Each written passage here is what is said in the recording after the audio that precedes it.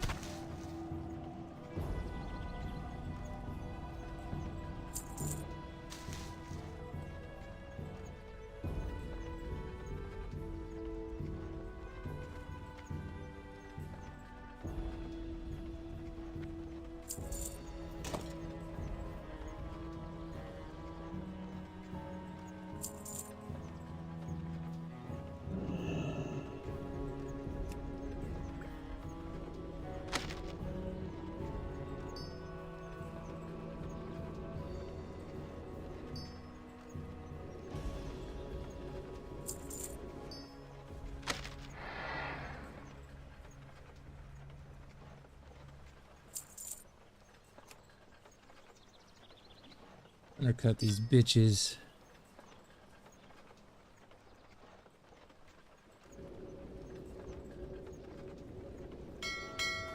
Alright. Yeah, because undercutting by 1 copper, that's troll as fuck. You need to undercut by, like, percentage.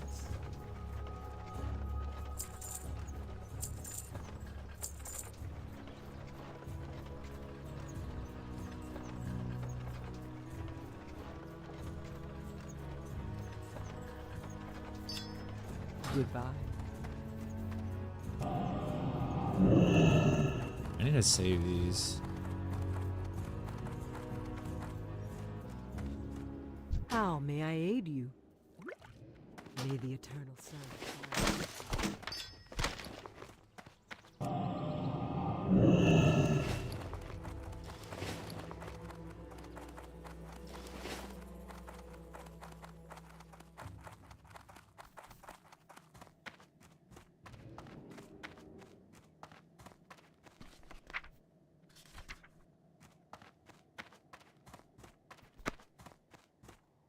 When mounted on the back of a Wind Rider, one sees that its reputation for strength and speed is well earned.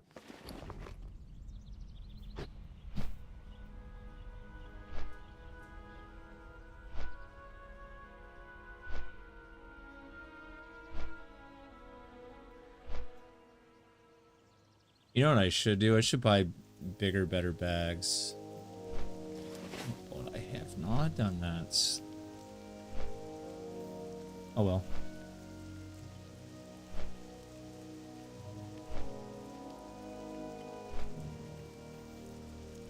At Athlon tired of streaming to 0? Let's change that only at Nesna.com at L7JBNSRK. Well, I just turned on the stream, asshole. And I haven't streamed on here in literally like a year. Almost. Like a month.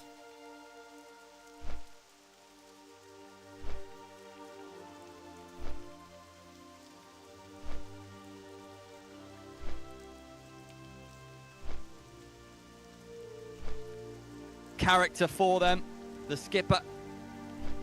He's made some big saves already in this tournament.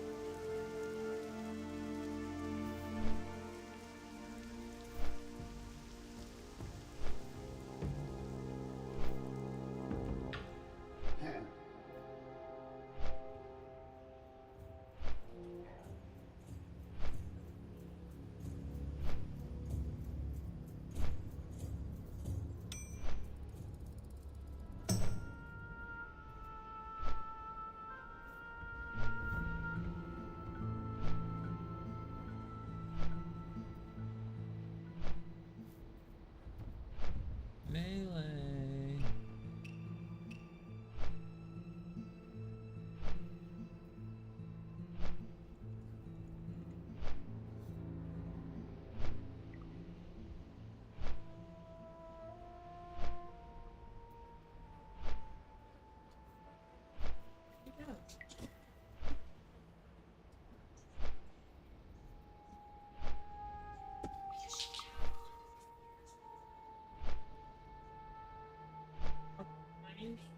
Knowingly shoving your dead baby in a trash bag. That's it. What? This stunt girl, the senior in The University Legion of remix one we're gonna Kentucky's check out gave last. birth to a baby and decided to, you know, hey, I don't want this baby anymore. Let's stuff it in a fucking Alright, trash here's a bag. video by Act like Ebbenhart it that we is. can check out. App, before you start talking, bro, I know it's autoplaying, but bro, give me a quick moment. The video is called What's Next for Classic Plus. Hey yo, thank you for the follow by the way, over here on Kick. I really do appreciate that, man. Welcome in. Alright, let's check out this video by Ebbenhart. I'm probably going to be stopping it quite a lot throughout the video just to talk as well, if I have anything important. I love Kentucky, by the way. By the way.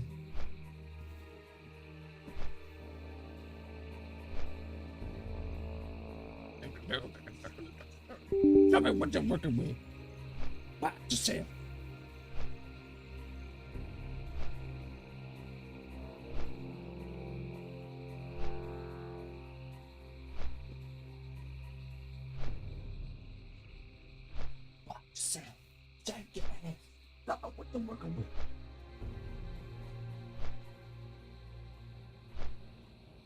What the fuck is this? This is the retarded shit you watch. Very classless and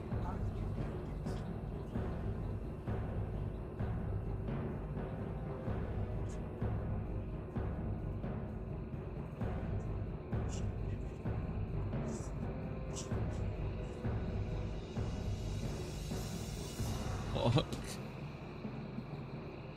Oh my god.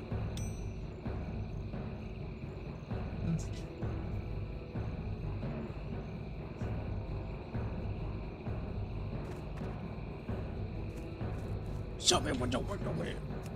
I can't pass that yet.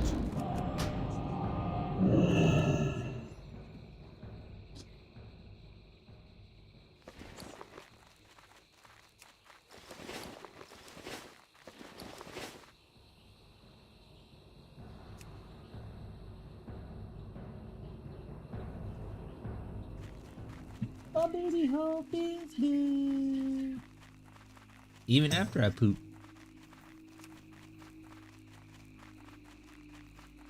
Tee.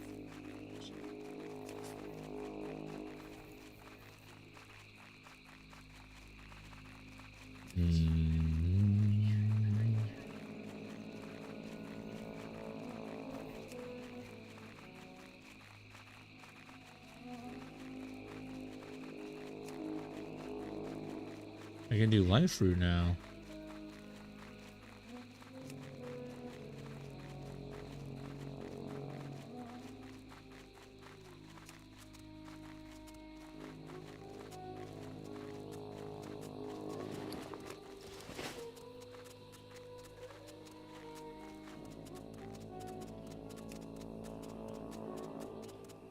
Slavda. Yeah. Yeah, spotch.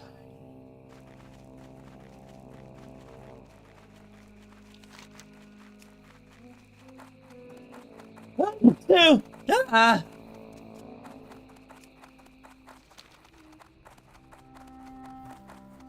Super cute. Super. Oh my god. So cute.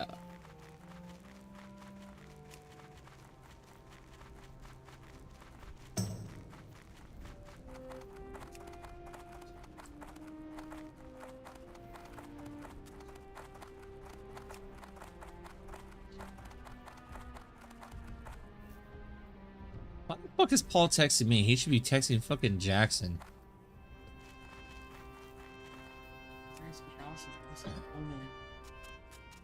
Fucking earn that shit, bitch. Not all of us get the golden schedule like you, my guy. It's too far away. That's still recharging. I can't pass that yet. Literally gets the golden schedule.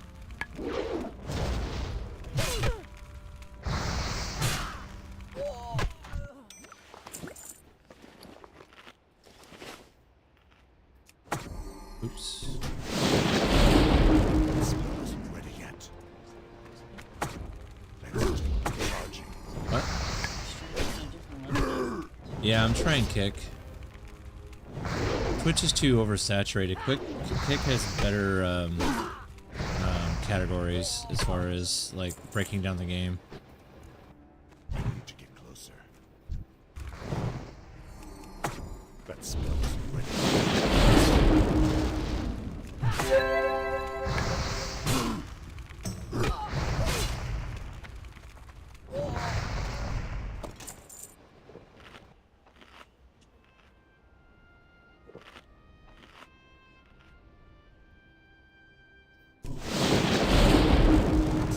Charging. I can't pass that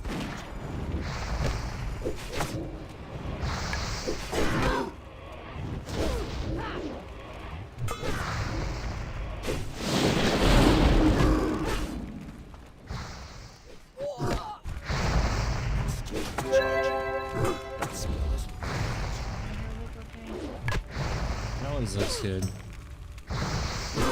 You got antennas growing on the side over there.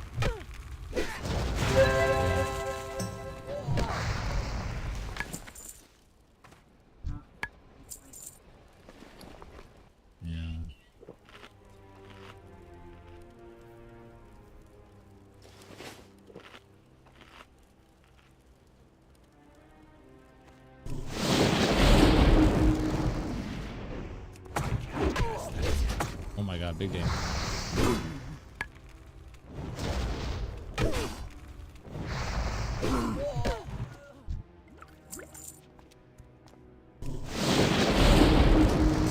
Charging. That's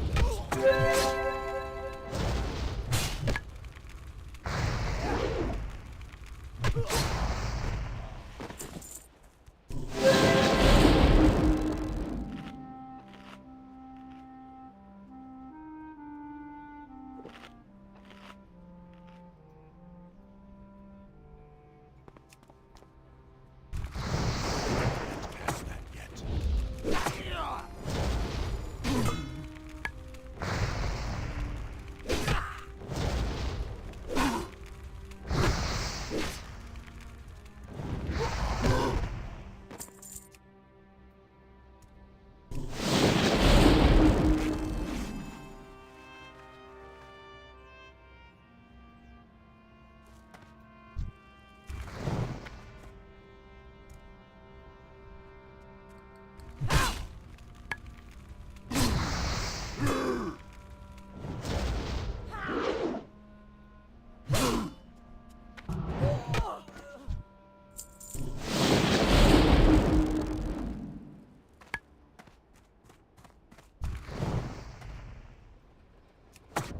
That spell isn't ready yet.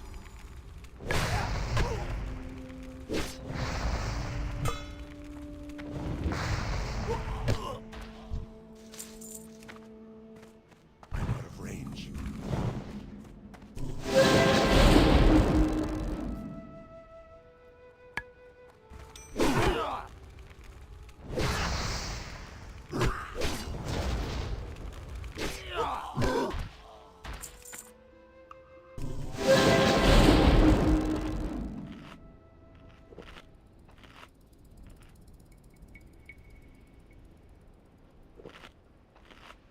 There's 27. I need to get closer.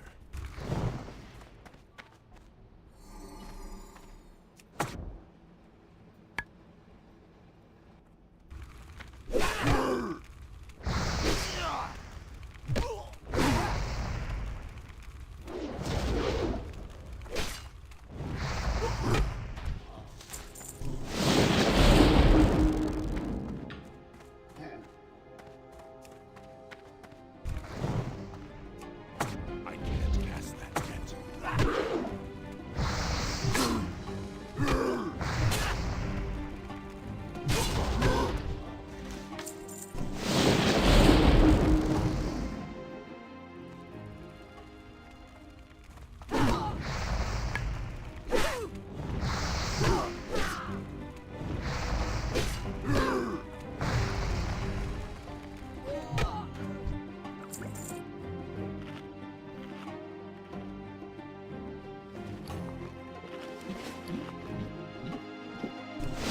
I can't do that yet. It's too far away. I can't do that yet. That's still recharging.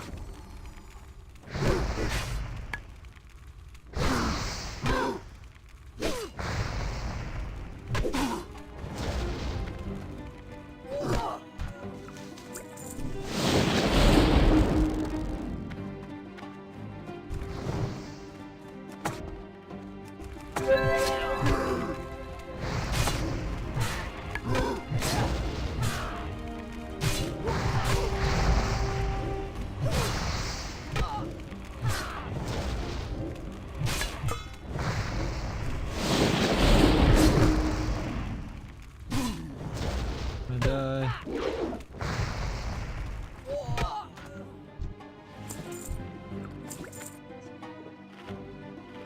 Does that believe me? Babe, don't you have to be there at 12? You're running late. No shit. What happened? You pooped? How many times? That and got me food. So I wanted to work. That's why I wanted to wake up at 9:30. Because I knew this was gonna happen. Just say you But got no. sick. Just say you got sick. I'm not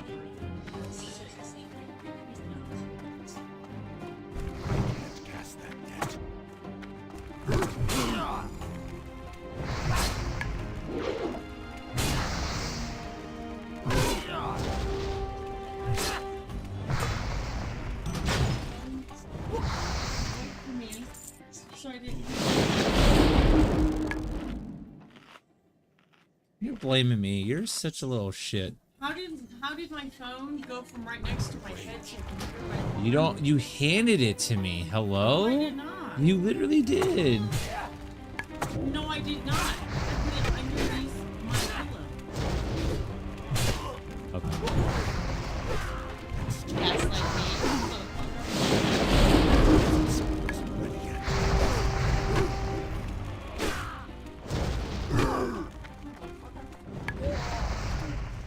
I love you, baby. I love you. Sorry. Just say you fucking got sick. I don't know. Or don't say nothing. I don't care. But you are gonna be probably late. You have your apron?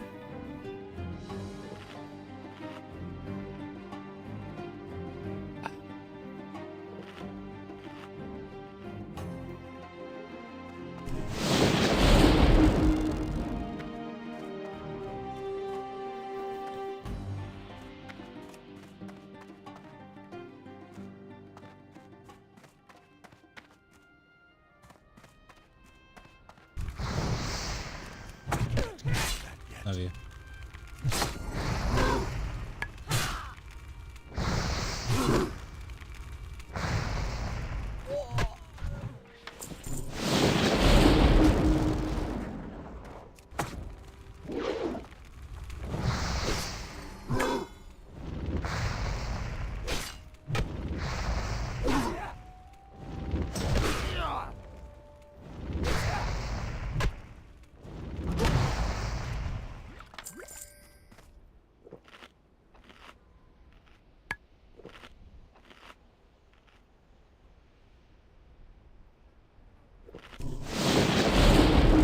I can't do that yet. It's too far away. Let's start charging.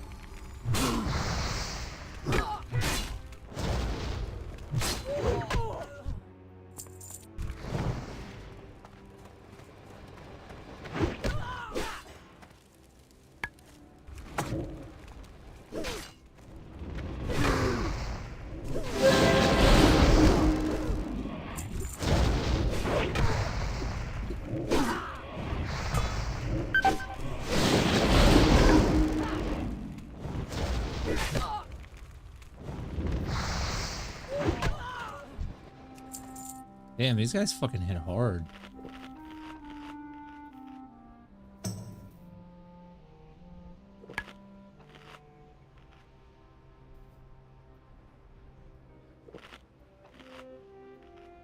Yeah, hello?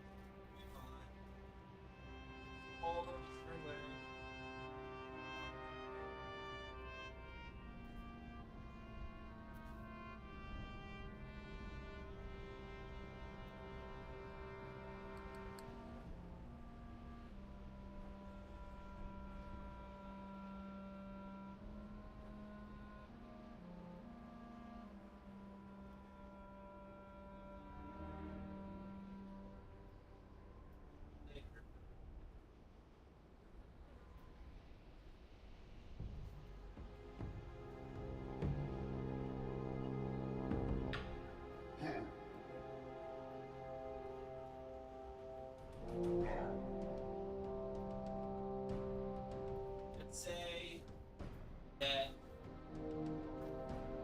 you had, just although I'm on my way to meeting, but I might be 5 minutes late. Wasn't feeling good this morning. We had that, and then my tire was low. My tire pressure was low. We had to fill the tire up. You're never late, so they'll be fine. Just call them now. Communicate. Hey, I'll be 5 minutes late. Okay? Alright. Me too. Bye.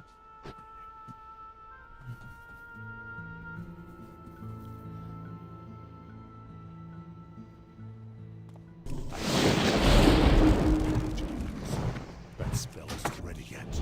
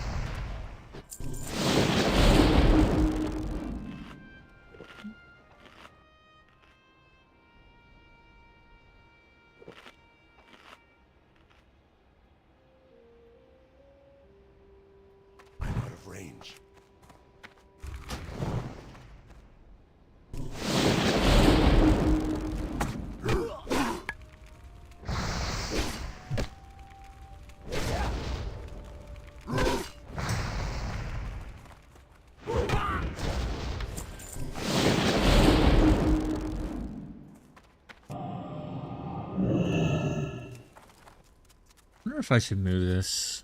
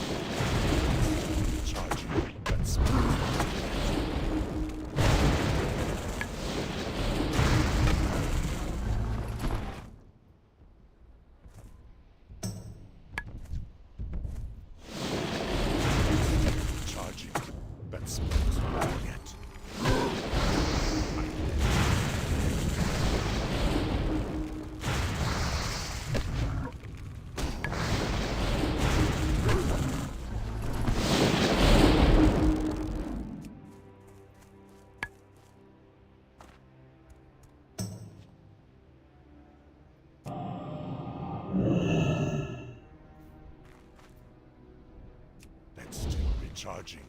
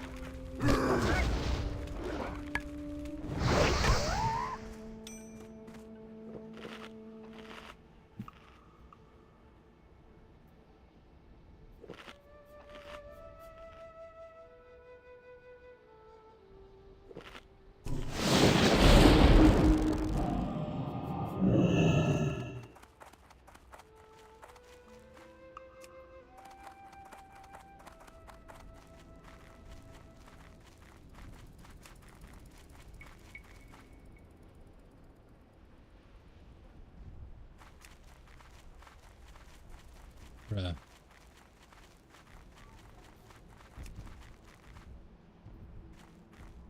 Why are they up each other's asshole, man? Oh my god.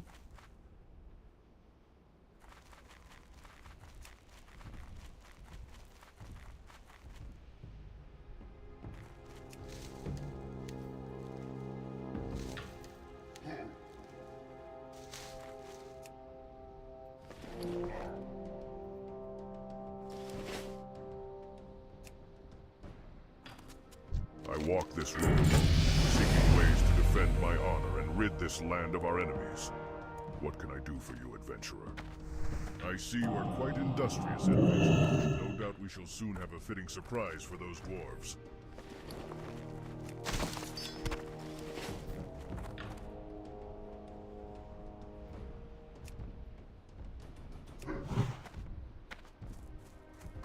Bro, what?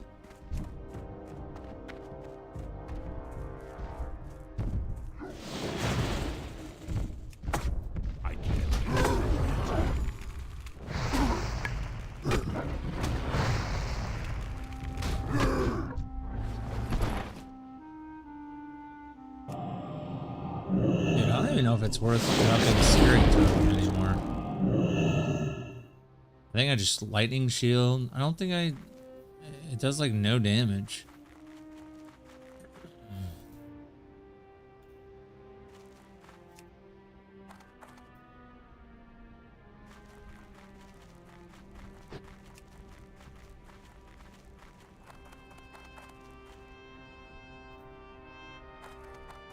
Let's try that, see if... What am I averaging? 58 right there? Did I get crits? No crits.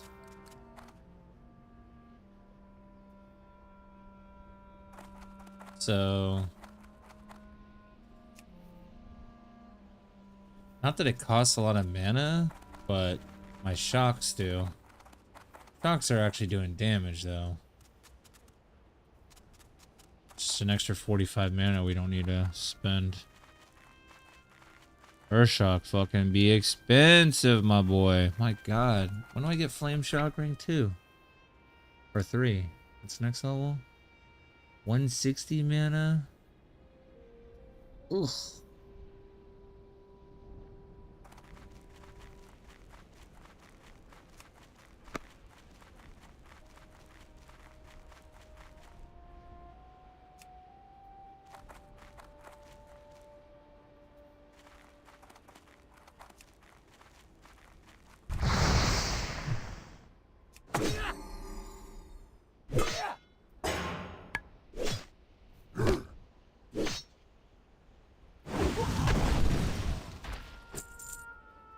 So 58. Okay. I can't cast that yet. Let's see much more. Let's see, I got a crit. That's not even fair. Okay, so that's literally not fair. I need to get closer.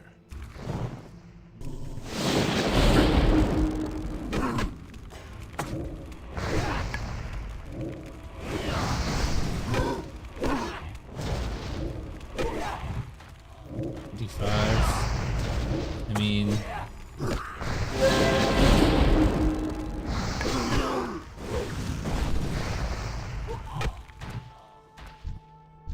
really not much more.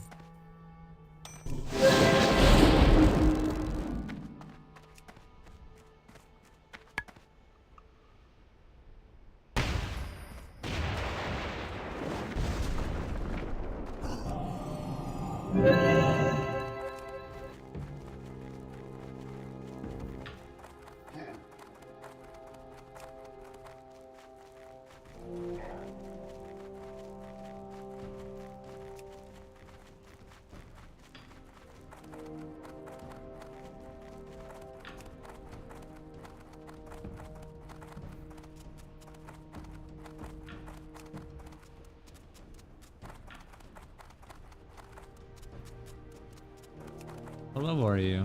Does it not tell me?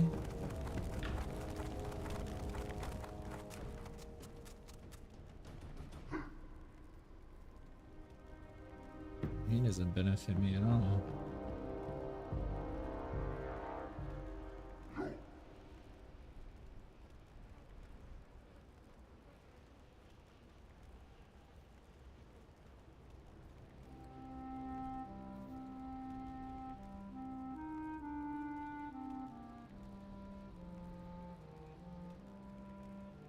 There's really no reason for me to do Black Fathom Deeps. Besides just quests. The one and done. So I'm not even gonna go out of my way to do that shit. Hey, you have done well, adventurer. May you be revered in Thunderbluff as a defender of sacred Tauren lands and a champion of the lost tribe.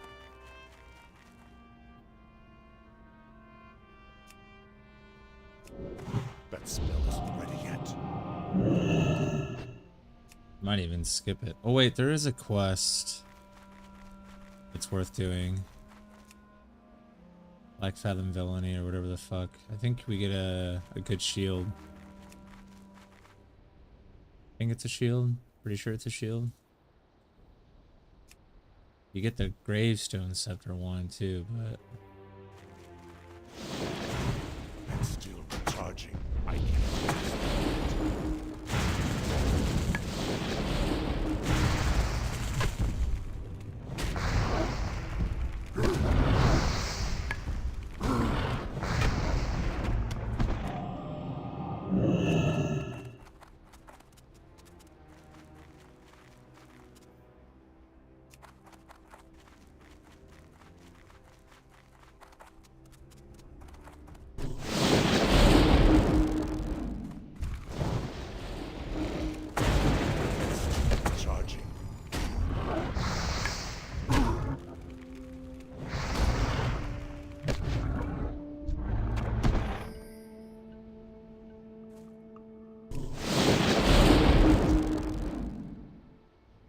It's still recharging.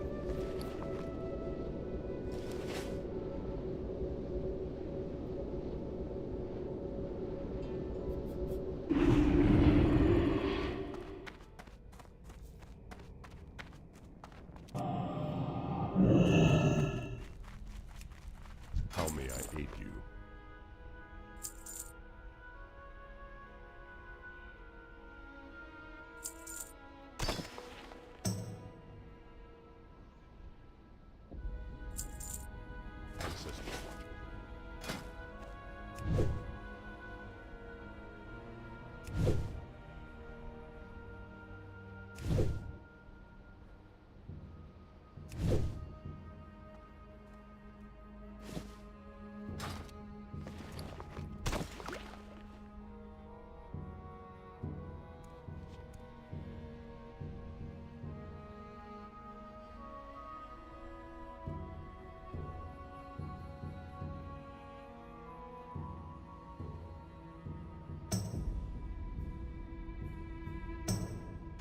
Oh, I go to get. Okay. I forgot. The war chief has instructed me to study all kinds of weapons and armor. He has sent me here to the hub of both the Tauren and Orc cultures in the Barrens to meet as many travelers as possible Yeah, that's a and good to learn upgrade. about the cultures of the Barrens. He feels there's something to be learned from even the most pathetic of cultures, like the Quilboar or Centaur. Excellent, excellent specimens indeed. The Quilboar are further along than I had expected. Here, adventurer, take this and get out of my way. I'd better take a closer look at these weapons. We may have underestimated our enemy, and that's the kind of mistake we can't afford to make.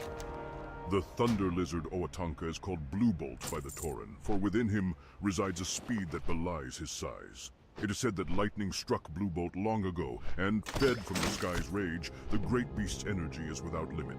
May his energy flow through you, adventurer, for you now keep pace with Oatanka. The Thunderhawk is a rare beast of the Barrens, and its death can portend great fortune, or great doom. But Washte Pawn, called Spirit Biter in Torah, can bring neither, or both. The pain you felt from hunting Spirit Biter is the pang all feel who make great gains at great costs. The sting you felt is the pain of regret. But I can see you have conquered this. You have learned that regret turns to wisdom, and that through pain one gains strength. You have learned much, adventurer.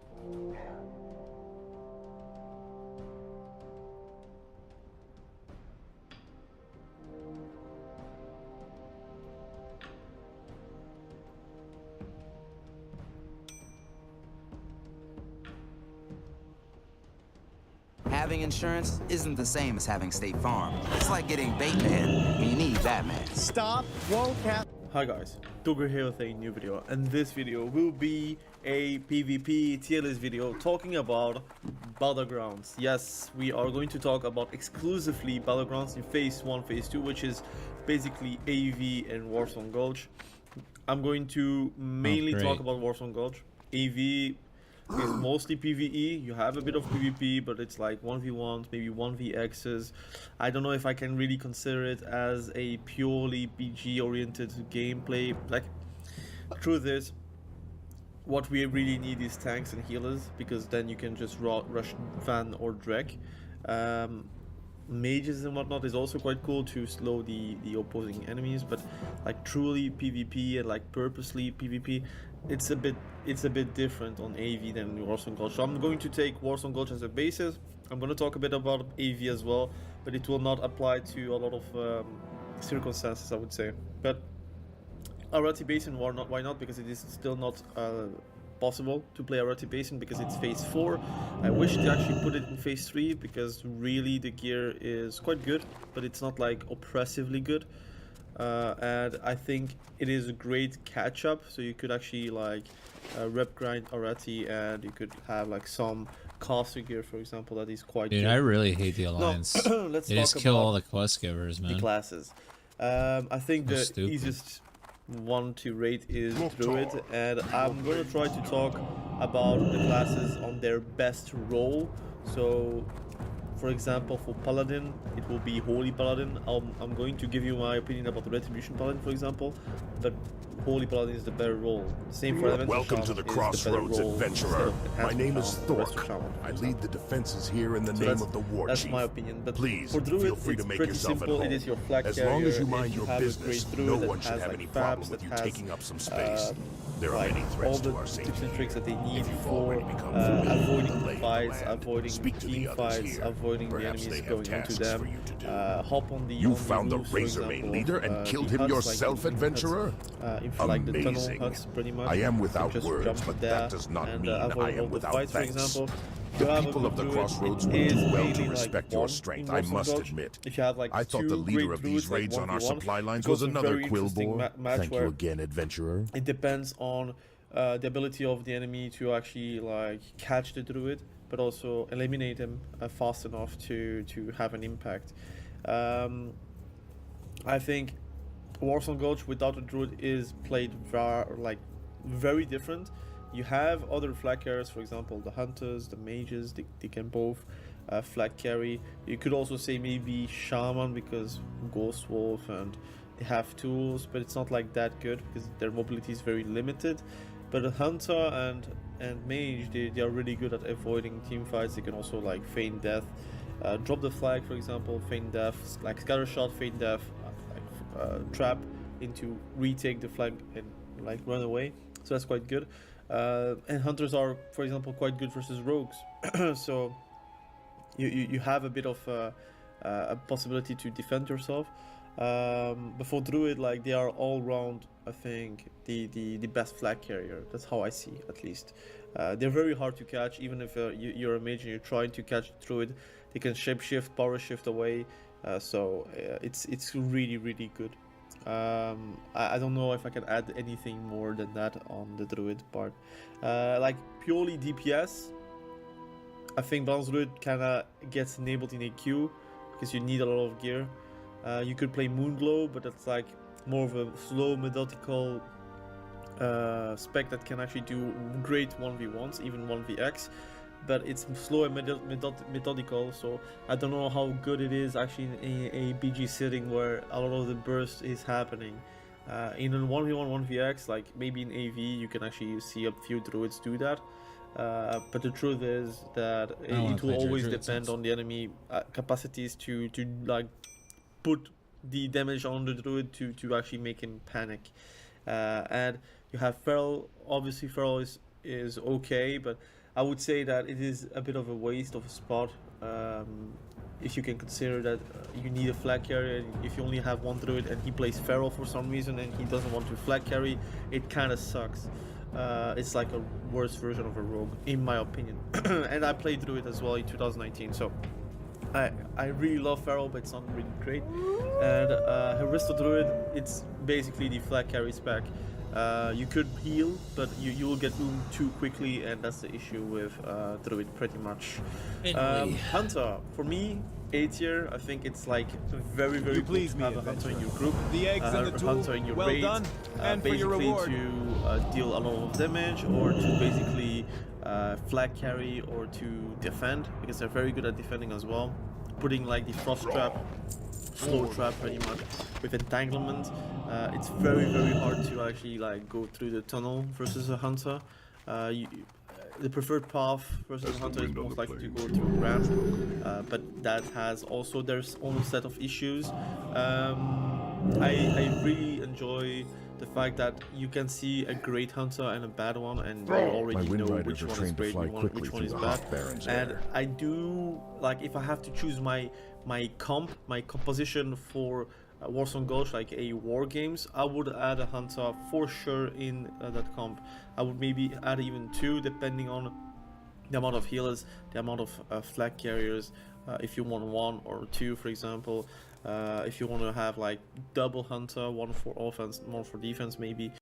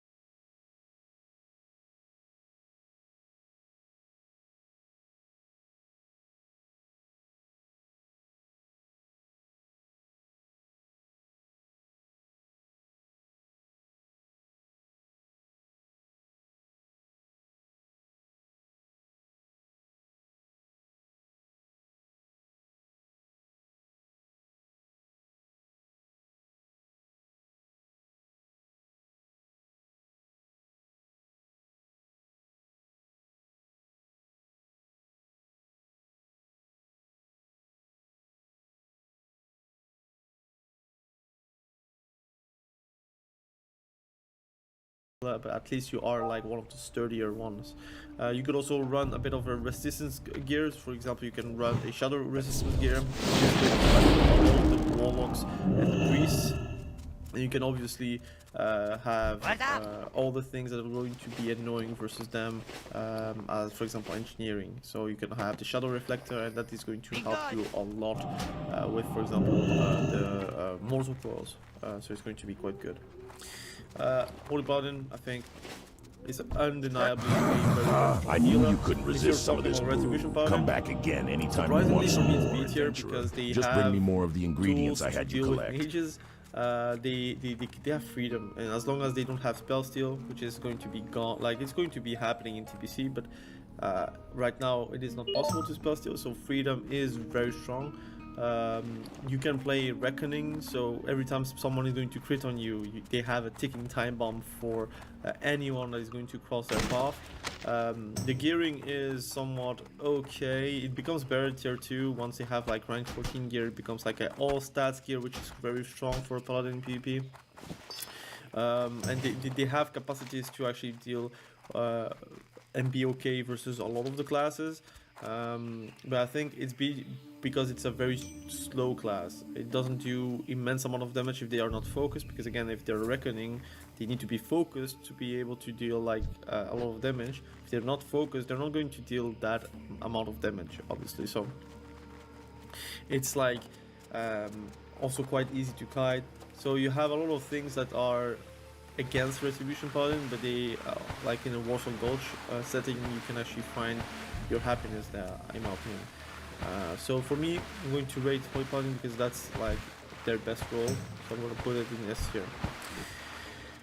Shadow Priest or Disc Priest. Now I'm going to rate those two together, but the truth is you're going to most likely see the healers in Warsaw Gulch. In AV you will see a bit of everything, but in Warsaw Gulch, whenever you're going to be in a pre-made, you kind of want two priests.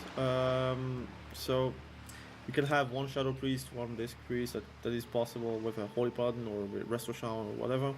But two healers is kind of meta. If I'm thinking like, I feel like I have an easy win, it's whenever I have like 2 or 3 healers. 3 healers is a lot, but it's like okay in Classic, because again, it's a slow version of the game, so obviously you even just like moving from A to B is a very slow process, so having healers all across the map is quite good. So for me, I can rate every single healer S tier, but that would be disingenuous. I do believe that they are S tier. So it's going to be very S tier heavy, but that's the truth. Like if you have a healer in your pre-made or in your group, it feels way better than I'm going to, you know what? I'm going to rate them at A tier for now, because the idea is they are going to be rated together, right? Holy Paladin and Disc Priest.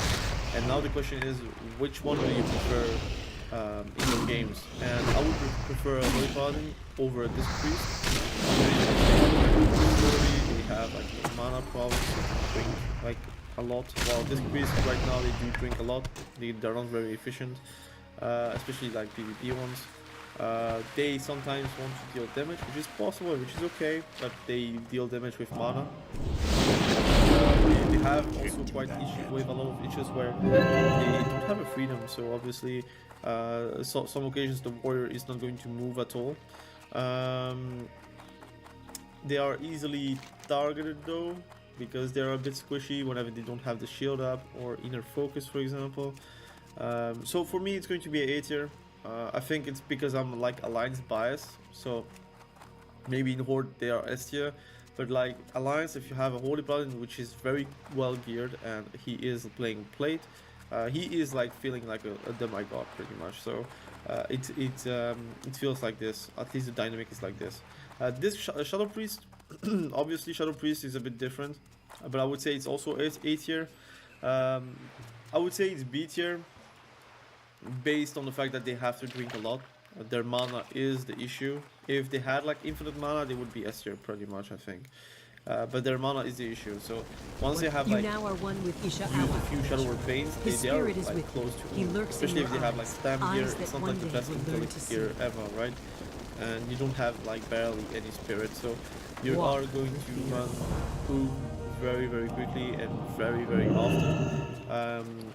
And in Warzone Gulch, you have a lot of fights where you do continue fighting, and if you're not continuing fighting, you're going to lose maybe the opportunity to catch the FC, the flag carrier. So for me, it's going to be B tier for Shadow Priest, and for Disc Priest, it's going to be A tier. Again, I should have said at the start of the video, please watch the whole video so you understand what spec is rated where. Like for example, Shadow Priest, you will not know if you didn't see the portion about Shadow Priest. So Shadow Priest is B tier, I already discussed about that and why. Rogue, so Rogue is interesting. I don't rate them very high in Warzone Gulch because you do see them like a lot. I do believe like they are too many. That's fine. They do enjoy their rogue class, which is fine. But often Checkers and Rally's $4 unbeatable meal deal is getting glowed up. Yeah, I rocked the drive-thru back in the day. Guess I still do. Get yours with fries, drink, and dessert. Just $4. Let's go! they get countered by the classes that are meta, I would say. So Druid is countering Rogue in my books, except if the Rogue has like flash bombs to slow them down with like flash bomb is a fear for animals, which works on Druid because they have animal forms, obviously. They could actually like win versus a Druid if they are caught out of form, but often if they are bare form. Oh god, they killed me in a cold blood go, for example. That's fine, that's fine. But if I'm thinking about Warzone Gulch, I'm thinking about the holistic view of Warzone Gulch. You want to win with flags, you don't want to win with killing blows. And yes, Rogue is maybe the king of killing blows at the worst moments, obviously. But it's like a slow class, even though you think it's not. It's a slow class because they're not going to move outside of stealth, most likely. Because they don't want us to get seen, they don't want to know, like the enemy doesn't want to, you don't want to make the enemy know where the rogue is, basically. So for me, it's going to be B tier because it's slow, it does good damage, it does good CC, which is fine. That's why it's B tier, not D tier. But they get like not as an easy matchup as they may think whenever they have to catch the flag carrier or they have to defend or be offensive. At that point, the Rogue has some issues. The one thing that is very good at Rogue is they can really make someone being out of the game pretty much, like a healer. They can like literally control it to death, which basically can give you the time to recapture the flag, for example. But I think in a real pre-made, Rogue is not really OP. That's how I see. Shaman is, in contrary, the most OP class in Horde side, in my opinion. I think a team of 10 Shamans just destroys the whole regime. That's how I see Shamans right now. But I'm talking about Elemental Shaman whenever I'm talking about Shaman. They just destroy people. Like Frost Shock doing 700 damage is ridiculous. Chain Lightning critting for 1.8k is ridiculous at this point of a classic. It's literally like 2 big crits of more strike pretty much for me. It's very fast. It can just do fire nova, kite you to death. It's very scary at all times. Can off heal and heal themselves pretty efficiently as well. I do believe like Shaman, they are like really the ultimate class in Horde side. If I was Horde, I would be rolling Shaman. That's how I see it. Enhancement Shaman, on the other hand, I would say it's C tier. It's very slow, even D tier to be fair, but let's say C tier. It's worse than Retribution Paladin, obviously. They are squishy, kinda ish. They don't have a shield. They could play Enhancement Shaman with a shield, but obviously that loses the charm of being Enhancement Shaman pretty much. But they do survive very well if they have a shield. I do believe like right now Enhanced Shaman is not really in my books. It's fun though, it does good 1v1s, it has surprising damage though, but it's not on the same level as Elemental Shaman where they can literally 3-tap everyone at all times, depending on crit. And depending on if they have Elemental Mastery or not, everyone dies at that point. So for me, Elemental Shaman, S tier, Enhanced Shaman, C tier. I would say that Restoration Shaman, purely healing, just purely healing is probably A tier or something like that because they don't have a dispel. A magic dispel, that is. A Warlock. So Warlock, I appreciate it. I don't think it's very high though. I think it's high, so I'm going to put them at A tier. And I'm thinking about SL Lock, which is Soul Link, a Warlock. That's the meta right now for me, that's how I see, because they are like very close to be unkillable. If they have a healer behind them, they become like very unkillable. They can play Voidwalker, that's a bit of a meme, but they could do that if they want to. But the best is to playing with a Succubus. If you play with a Succubus, you have like the 1v1 potential. Charm is very strong because you don't have all those things can remove charm. For example, Berserker Rage from Warrior doesn't remove charm. So you have to hope on a resist whenever this like charm is happening. Blood and thunder. So you will always have the first strike pretty much if you're like playing correctly. And they are very sturdy as well. They could play Conflag if they want to, like Deep Distro, and that's fine. It is like very squishy, but you do like immense amount of damage. The issue is you're squishy.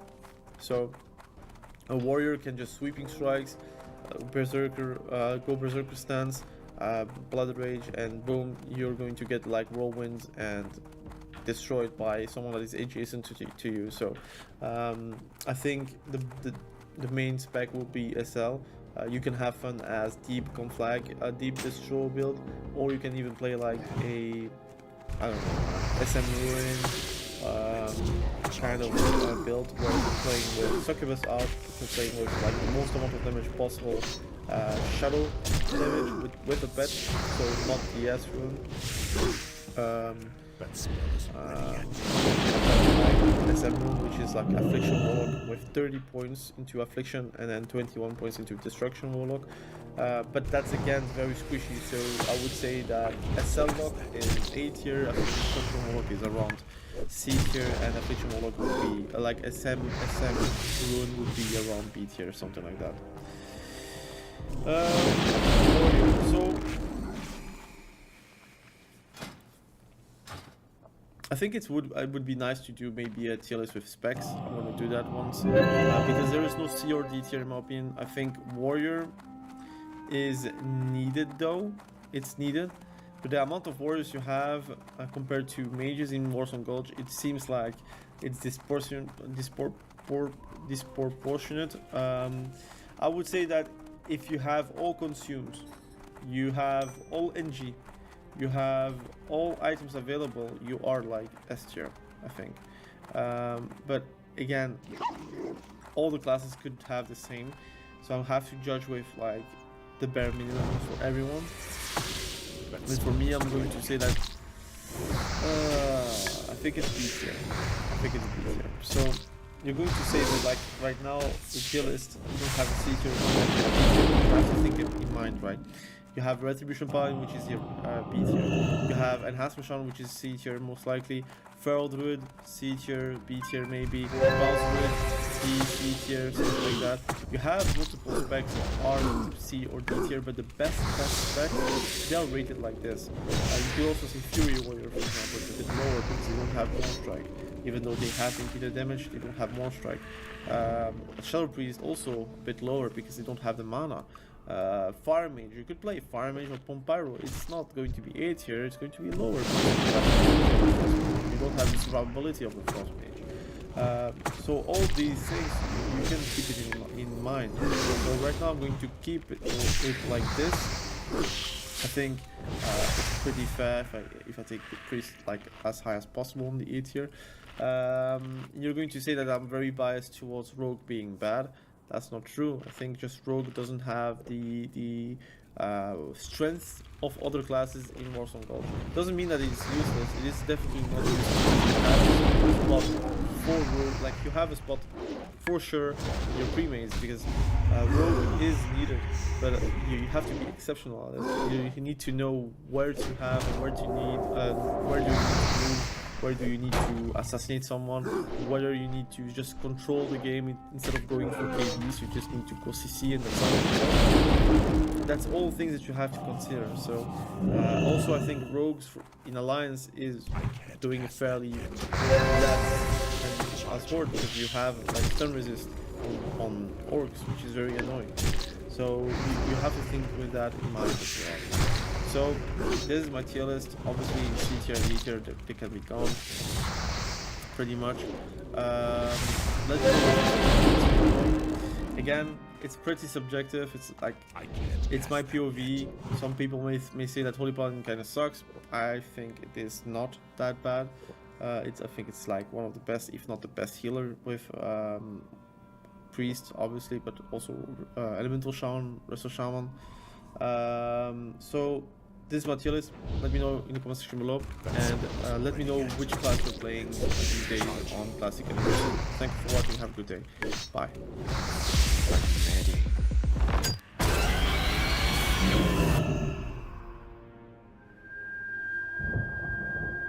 Trying to predict.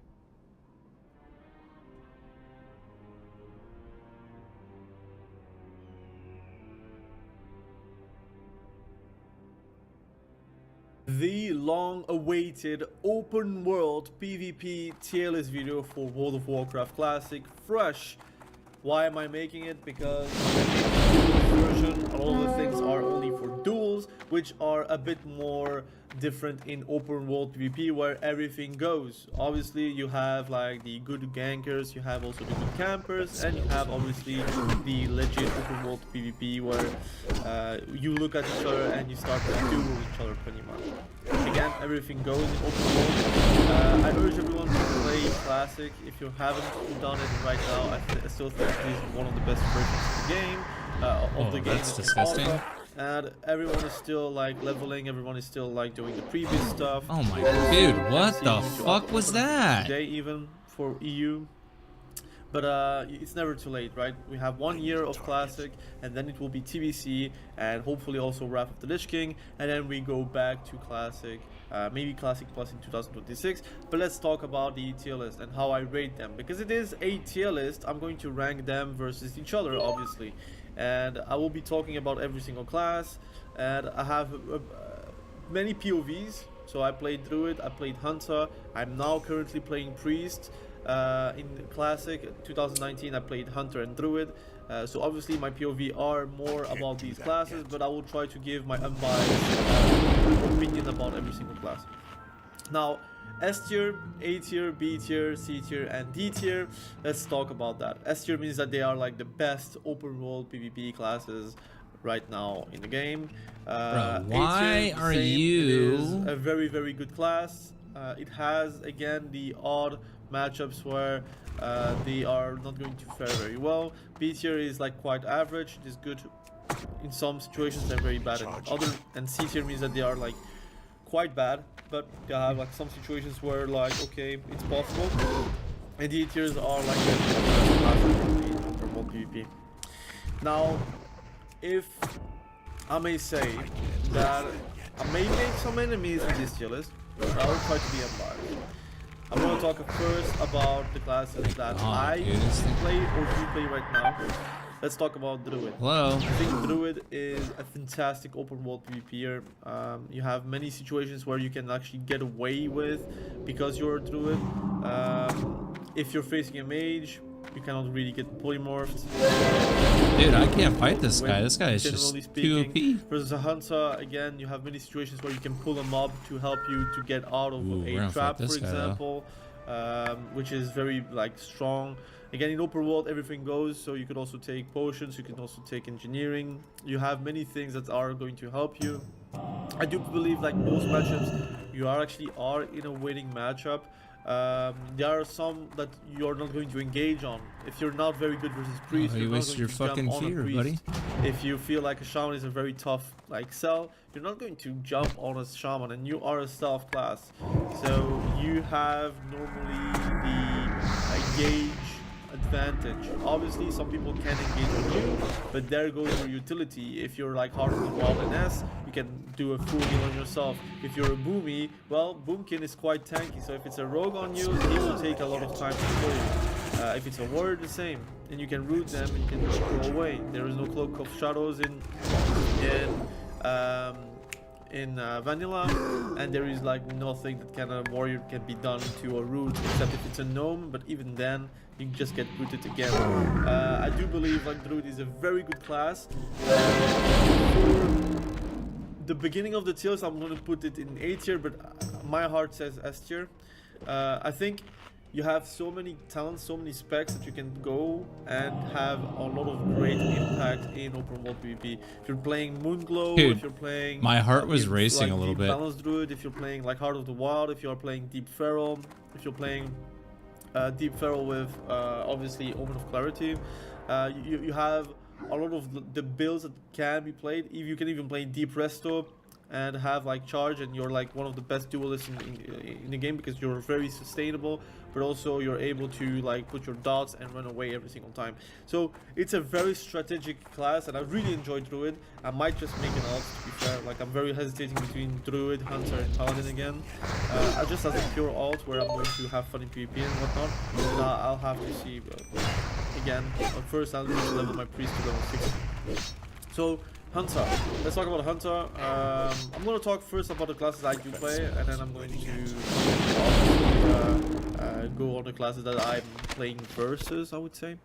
Hunter is a very, very, very good class overall. I think the issues that a lot of the classes are like having are not applicable to hunters, especially like if you're a dwarf hunter. Rogues are like not really your enemy, like they get screwed. You just can reset whatever you want to. Have you heard of the grabber? That's me. Past that yet.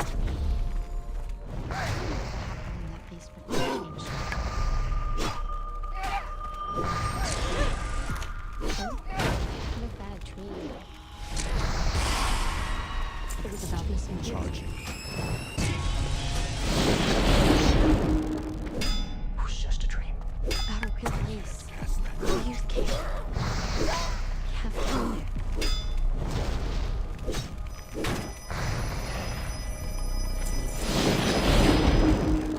Hello, Finny.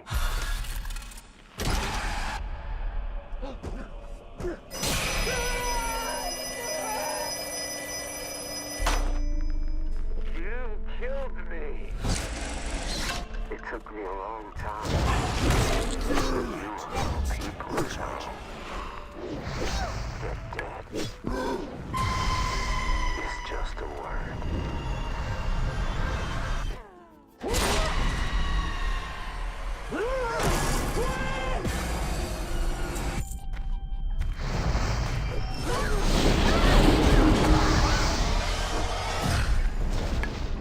Quick, wake up!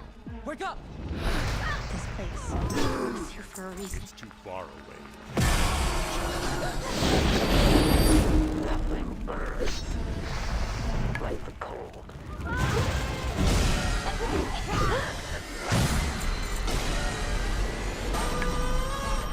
How the tables do turn.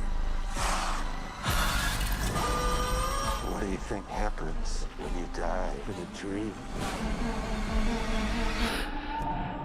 It's time to find out.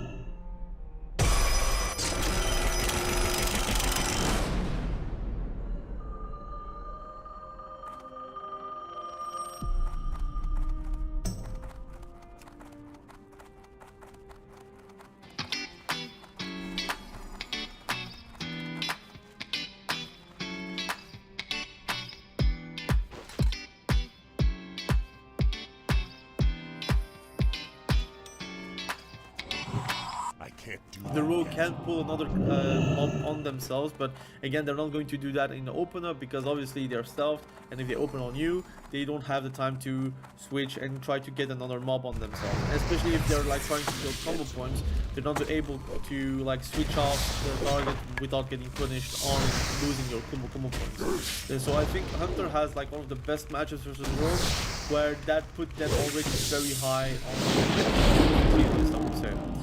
They are like also very high range, so it means that if they want to open onto someone, the possibility to actually catch up a Hunter is very hard. You could also win versus every single caster basically just by using your Viper Sting. Like if you're seeing a priest, just like try to use your Viper Sting, the one that is mana and Viper Sting, right? If they're draining your mana as a priest, you have nothing you can do against, and if you're like really low range Hunter, you're not going to catch him up like anyways, right? So I think Hunter has one of the best matchups. Maybe not versus Paladins, where they could play Reckoning and then at one point they catch you up and they put a Rec Bomb on you and you can't die. Again, your pet can be a positive but also a negative in that situation, for example. I do believe like that they have mostly winning matchups. If not all matches are winning matchups. I would say the only one that is very tough to deal with as a Hunter is maybe Druid, because you cannot really Viper Sting them because they can put like a Poison Cleanse on themselves, which is sticking. And you could also get caught up by the Druid, because the Druid can just go Sheeta form and just like shapeshift to get out of slows. So I do believe like Druid is maybe the one harder matchup, but I'm not going to put them at A tier just because one matchup is bad, right? So I'm gonna say that's a S tier class to open world PvP with. You're often in control on your engagements. You have a lot of ways to run away. You have also a lot of ways to deny the enemy from ever catching you up. I do believe you are one of the best classes to also reset fights, because Scatter Shot into Feign Death into Trap is something that is universally very good. The only thing that is very bad maybe versus you is maybe like let's say a Druid that is very good, and also a mage that is like this over you. But in general, if you're open world PvPing, you're not going to open world PvP at 10 yards. The same for the mage. If you see a mage at 10 yards, you just engage them right away because you know what's going to happen. It's going to freeze it, like Frost Nova you, and then try to proceed to one-shot you. So again, I think that's pretty much like player but in general, if it's equally skilled, your Hunter will always be an advantage in open world PvP. Priest, now I'm not gonna lie, I think open world PvP is not their forte. Maybe in open world grouped PvP, so let's say if you're like a 5 doing your stuff, your reputation, whatever, Priest is always going to be valuable because it's one of the best healers. Shadow is actually doing a lot of damage, because you can actually pull off your damage. But the one thing that is really good at Priest is that people can just run away. Wait, one-hander is actually kind of dope. If they are smart, they don't need to engage you whenever you feel like you want to engage them. So just run away and then come back whenever they're full health, with the advantage of being like really into the face of the Shadow Priest. I would say for the Rogue it feels miserable right now. I don't have Trinket, so I guess this is pretty much like a phase 1 list. Maybe phase 2 once we have like the ranking and whatnot, it will change. So this is a phase 1 open world PvP list. Not everyone has like Trinket or like this item. I do believe like Priest take some time to get it like very good at open world PvP, but even then you need engineering potions, you need a lot of stuff to make it relevant, and even then people you don't have a slow except your Mind Flay, but it's very low range, so if they're getting away, they will get away. Your damage is quite good, but it's also not that impressive to the point where you're going to one-shot someone. You have like low CC, your fear is very good, but like against your alliance, your fear versus undeads are not going to be efficient except the second fear, and you need to survive the second fear. The warriors are eating you alive in general because you have Berserker Rage, so your fear is a non-factor. In general, you will have to have engineering to deal with a warrior. The one thing that is very good versus warriors, for example, shield, because they don't get rage, so if you have the engagement, you could win hard, but if the warrior engages on you, it's very hard to recover. That's what I noticed. Versus shamans, it feels terrible. Versus mages, it's alright. I think you have a good matchup versus a mage, for me at least. Your silence is very valuable. Versus a warlock, I would say it's hit or miss. Depends on what spec they're playing, pretty much. Paladin, it feels like a good matchup, but I don't face paladins because I'm alliance, so it's very hard to like put myself into their shoes. But whenever I'm doing a paladin, it feels like I'm winning most duels, if not all duels, pretty much. So with that being said, I won't put them at C tier. Basically because I do believe open world PvP 1v1 or 1vx, right? If you're 1vx, like a priest alone versus 2 or 3 guys, I'm not going to do too much. 1v1, it depends on who engages who, and even then, it depends on the tools of the class that you're facing. So I'm going to put them at C tier because it is occasionally good, but mostly bad. My opinion comes from playing Shadow Priest. You could also play like Smite Priest. I feel like you need a lot more engage on it, like to have it very much be relevant, and you can whatnot. Like you want to blow someone up whenever you're playing Smite Priest, but people can just still run away from you because you don't have a slow. So again, something that you need to keep in mind. Yes, you have engineering. Yes, you can do shenanigans with it, but people have also experienced people that are facing you. They also do it. So I do believe it's C tier right now. At least phase 1. I have to get it. Mage. I am not of the opinion that Mage is good in PvP. In open world PvP, excuse me. They're very good. I believe also they're good in PGs, but open world PvP, I feel like everything goes again. So if someone has a mob next to them and he feels like he's going to get polymorphed, he just pulls that mob and he's not going to get polymorphed again, except if the mage kills the mob very much. Again, it's less likely to happen. So resets are not something you can always do if someone is smart about it. If you're facing someone that is not smart, is not going to pull a mob next to himself, so obviously he's going to get polymorphed and you have the advantage of actually resetting the fight and winning. But mages in duels or 1vx or 1v2s, you want to reset or you want to polymorph at least one target at all times. So you could always like do a 1v1 popper or proper reset to get like the health and mana. I do believe in open world PvP is not the same. It feels like it's very, very squishy. Like Icebox is very good, but in open world it just gives more time to the enemy to adapt. And you could also just Icebox cancel it directly, but even then, do that with CC, for example. Together, your love turned the whole world on its head.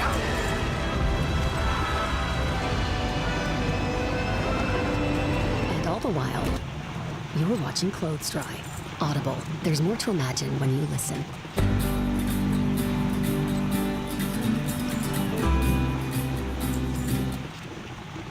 I'm just not really a fan of mage. I usually never had a problem.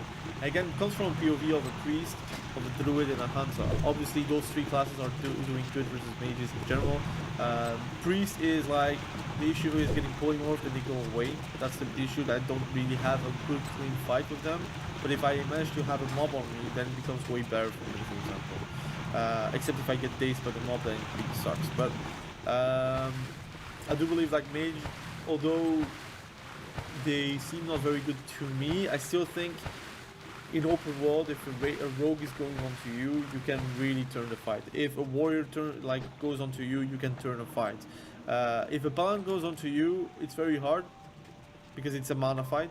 If Paladin has no mana, then you win. If Paladin has mana, then it's fine. You're going to have to reset multiple times until he has no mana. If you have to fight very well, but they can spell themselves, they can also free them themselves. And you can steal that, unlike PC where you have spell steal. So I believe you have mostly okay matchups and also mostly bad matchups. So I do believe like it's a B tier in my eyes, and you probably are one of the better 1vx classes. So if you're facing two guys, you can always polymorph one, so you could always win based on that. But I don't think it's. I do think it's class dependent. Well, if you're you have a shaman versus you, you're not going to 1vx like pretty often. If you're facing a druid or hunter, good luck to do that, for example. Except if they're very bad. They are geared, but like in my mind, they are both equally geared, pretty much, and equally skilled. So I do believe, like right now, I put mage at this spot.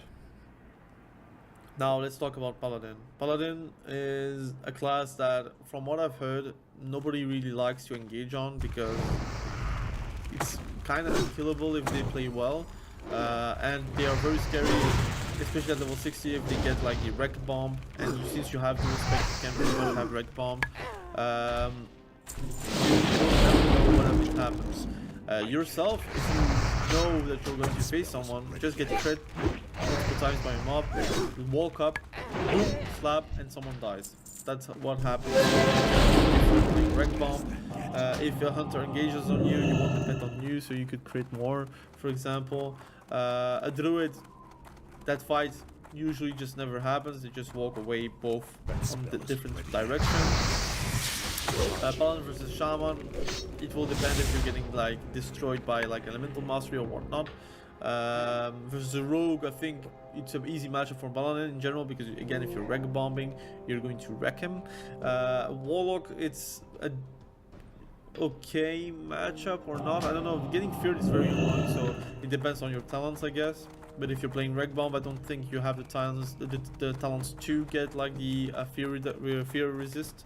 But it depends on engineering, if you can actually reflect death coil, for example. That could be very big. Versus a warrior, I think it's okay matchup. I do believe you can win, but also I do believe you can lose. It'd take a gnome to come up with something like that. I can't understand why you cut off an arm and replace it with that when you could just keep both arms and add a third. And if Divine Shield is gone, like, at least Garenzo's out of commission. Hopefully that'll be enough proof, and Sputtervalve will assign me to one of the Tinkers Union workshops.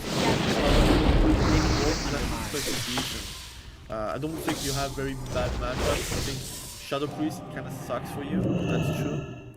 I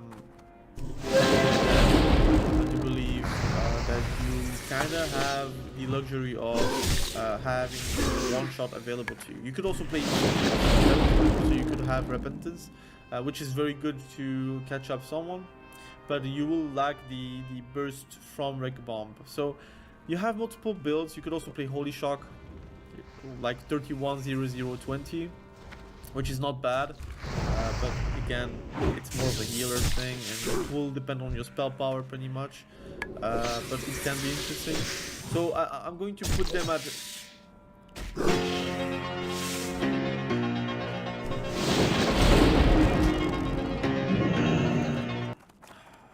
I'm going to put them at A tier because I do believe they have more better matchups, and they can actually like outplay a lot of the classes.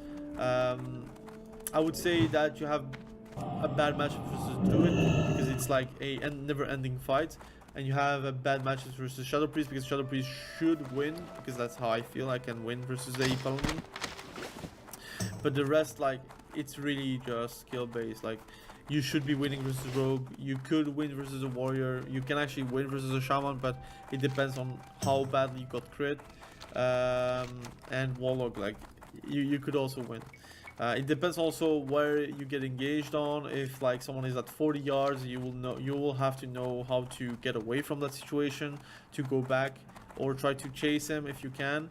It's quite, like, again, open world is so vast. Like, I could be saying something you're going to say, but in that situation, what do you think? Like, obviously it's always situation based.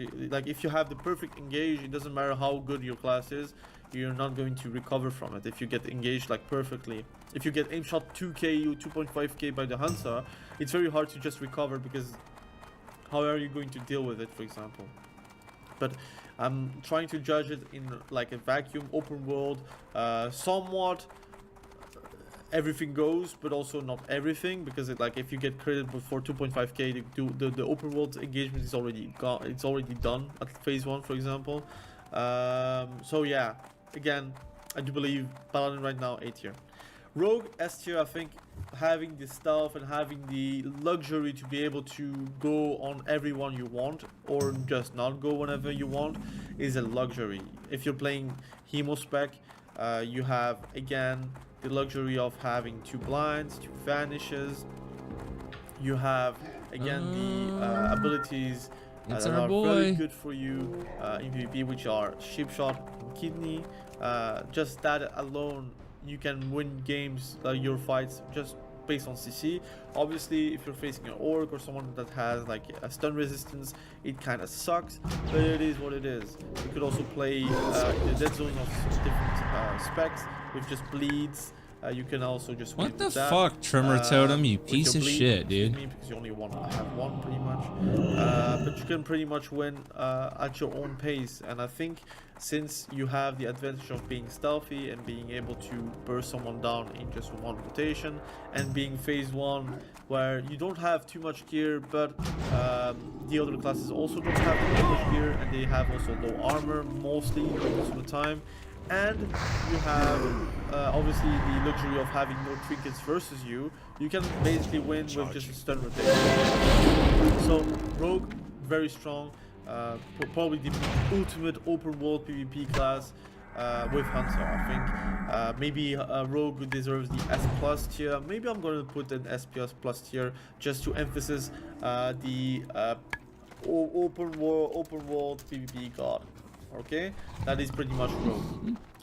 I think that's a legit thing to say, and I would say Druid could also be seen like this, but I'm going to try to be unbiased and put them at A tier. My bias say I really love Druid. Like for me, Druid is at the same level as Rogue, but it is a different playstyle. You're not going to burst someone down, but you're going to win on pure attrition, which is very strong as well. Shaman, well, if I'm thinking about open world PvP Shaman, I'm thinking about Elemental Mastery. So again, if you're an enhancement Shaman, it's a bit different, but I'm going to say Elemental Mastery 31-0-0-20 or 31-10-10. Yeah, depends on how you build your Shaman, I guess, for open world PvP, because like Ghost Wolf being very fast cast is very strong. Like you can chase down someone or run away from someone very fast. So I do love that as well. And you only need like how many points? 7 points I think in the Shaman tree to get like the enhancement Shaman tree, to get like the Ghost Wolf. I do believe that it's a very good class in general. Like I think the one-shot potential just destroys anyone. I do believe you are a very tanky class as well. If you're like Elemental Shaman, you have a shield. I'm going to be biased, I'm very sorry. I'm Alliance, guys. There is only one class I want to play if I was Horde, and it would be Orc Shaman, and that would be an S tier class. I think your utility is too strong. You have good off heals, you have good heals, you have totems. Grounding totem is so BS in most classes. You have Earth Shot, which is an interrupt. It just is an interrupt. It doesn't like silence or stop schools, but it's very interesting because you can also just gain time because of that. You have obviously your big goes, so you could just do a lightning bolt into elemental mastery, chain lightning, for example, whatever combo there is for elemental mastery to make everything crit. And that's a one-hit wonder. At phase 1, your damage is still very high. Yes, you could go have toe-up, you could have like the best items in the game, and then you would do even better. But even at low gear, you are a very good class. So I'm going to put them at S tier. I think it's a very deserved rank. Fight me on it. If you're not happy about it, fight me on it. I think they have a good matchup versus like anyone. Versus Warrior, versus Rogue, versus Hunter, versus Druid, versus Paladin, even versus a Mage. You're destroying them. Versus a Priest, like it's not even a joke. It's a Uber joke. You have a Warlock, like they could also get destroyed by Shaman. Checkers and rounds. 2 new burgers, 1 big collab with Glorilla. Glorilla. Yeah, I made burgers. Now, I make them famous. Get Glow to Peas Barbecue Double or go big with Big Glow's Barbecue Buford. Only at Checkers and Rallies. This is different. Hey there, everyone, sports fans, Galaxy lovers, and everyone else watching. Welcome to Galaxy Live's first. Because you have Trevor, such a good ability to press versus like warlocks and priests. And then you have warrior, which I think it depends on if the warrior can actually crit you down, but even then you have a shield, so it's not easy for the warrior as well. So for me, it's a S tier, very close to open world PvP god, but it doesn't have stealth. If it had stealth, it would be pretty much. That's hard. And they have like no real stun except like engineering stuff. The only thing that you can actually be somewhat not good is if you're facing a good hunter that is like running away from you, and if you don't have the right talents for it, for example. Warlock, I feel like they are not good in open world PvP, man. The truth is, you have I good agree with matchups, that. but you're They're very, 1v1 very gods, slow and that's first. about it. You're tanky though, so Like, engaging if you a warlock prep, kinda sucks, if you have full prep but for it's not like 1v1. you are going to be terrorizing people either. The good thing is you can choose which demon you're going to go in open world PvP in, if you're going with a succubus or if you're going with a Void Yeah, but if you Walker or choose the with a wrong Fell one, you're Hunter. fucked. So you have a choice there, but I assume if you're in open world PvP, you're also getting engaged on. So if you are versus a warrior and you have a Fell Hunter, well, the Fell Hunter Yeah, you're has fucked. no value for it, for example. Correct. If you're versus a mage and don't have a Fell Hunter, it kind of sucks because every cast you're going to get and take is going to be guaranteed, because again you don't have like a Fell Hunter up, for example. If you sacrifice your Void Walker, boom, directly you're going to get polymorphed, and they're going to reset, for example. A rogue is just going to eat you alive. Depends if like you're an orc warlock, maybe you can maybe resist a stun, but even then they don't need to really stun. Yeah, if you don't have a if they fucking want Void to. Walker out, you're fucked. With the hunter, I feel like it's more of a range stuff. It depends on if you can actually land your dots and run away and try to win with attrition and win with just pure time management. I don't know, man. I feel like most matchups they're not good, so I'm going to put them at C tier in my humble opinion. I might be again. I think people are going to like slaughter me for that. It is what it is, man. I do believe like if I put everything, I guess versus Druid they're very good. I guess like there are maybe one or two matchups where you're very good at, so I'm going to put them at B tier just because of that, because you can really destroy Druid.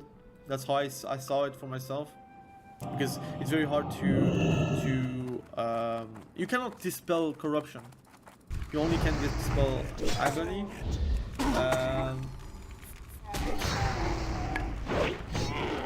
Fear is really it's really good though, especially. I think trinkets they can trinket fear, but you don't have trinket at phase 1. So I do believe warlock can be B tier. I think just because of that, druids are really screwed. And I'm thinking about all classes as well, so I guess it's fine. B tier is a good tier. And then warrior. Now it's really difficult though. I think if you're in open world PvP, you need to see that the matchup like a inconvenient matchup for warrior. It should be that warriors should be seen as very good classes, a very good class, pretty much. A very good class that unfortunately they don't have really power into engagements. Most of the time you are going to get engaged as a warrior. Now you could have full engineering stuff and you can actually do pretty good at 1v1s. 1vx it becomes very hard because it depends on if you can burst someone down very quickly, or if you have engineering stuff to stun or MC cap someone, for example. Yeah, I do believe, like, again, if you're both parties have engineering, the one that engages and the one that is defending, right? And I do believe warriors are good versus pretty much everyone if they manage to be on top first. If you are the one that engages, the one that knocks, you can actually do very well. But again, I never lose whenever I'm engaging on a warrior. As a priest, as a druid, as a rogue, as a hunter, as a mage, as a warlock, you do win as a warrior. As a priest, you depends. Like I said, as a priest, if I engage on a warrior, I'm not losing. So it's not a good matchup. As a warlock, you could engage the warrior, but the warrior can just eat you alive if you are not playing Forge Walker. And sometimes, you know, you could have done better. Same goes for where you invest. Level up and invest smarter with Schwab. When we're needed most, we show up. That's Lowe's kind of help. This year, we're measuring 10 million square. They have tools to deal with you, the pet. So yeah, with the Shaman it's difficult because they have a shield, so it's not easy. With the Paladin, it's okay, I guess. But a Divine Shield, so they could like reset it pretty well. I don't know about that. Druid, I feel like Druid wins versus Warrior anytime. Even if the Warrior engages the Druid, they should lose also. So. Hunter, I feel like Warrior kinda sucks versus them. You can just trap. You can scatter shot, trap, reset, trap. Then Warrior has to either intercept into the trap, or they need to run away, try to find the LOS, which is kind of hard again in open world to find LOS, especially in classic where the game is kind of buggy. Sometimes there is LOS, but it is not, for example. So with that being said, since you do win versus Warlock, I do believe you can win versus Rogue, but the Rogue needs to play very bad to that for that to happen. I think a good Rogue should be able to win versus Warrior because you're going to dead zone him. Yeah, I'm going to put them at C tier. I think no one is D tier, but if I have to put someone at D tier, it would be Warrior. But I'm going to put them C tier as a priest. I think they have one matchup that they do very well, so maybe that's why I'm gonna put them at C tier. But at D tier, it's very tough for me to put something in D tier, so I'm going to put them like this. I think it's the most logical thing. You could say that C tier is a new D tier, that I could accept that and I would be fine with it.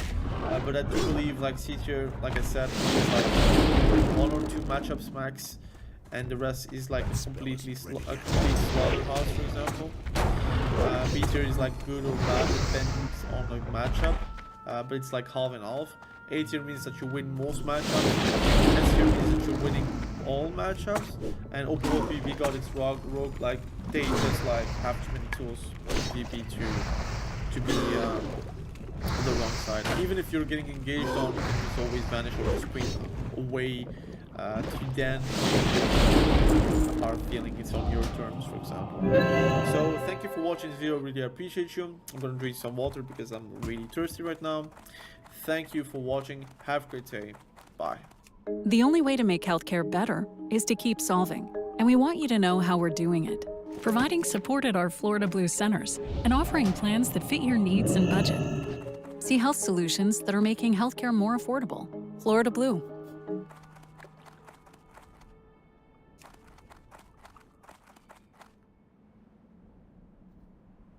I think I slowly agree with that tier list.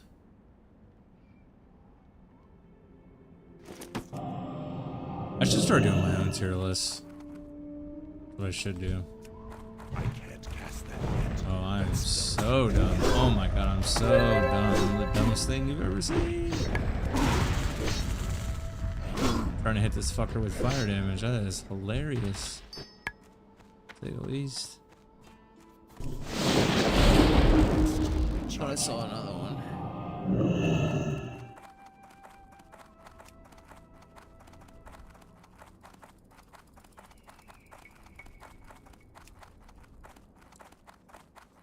I hate this quest because it's so hard to see the fucking seeds.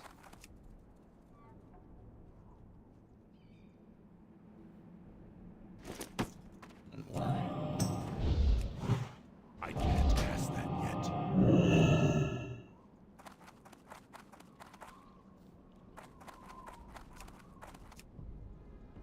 Oh, shit.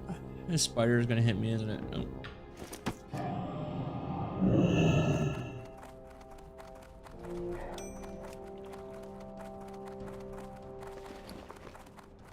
I do need to kill those, elementals. Let's see if I see any more.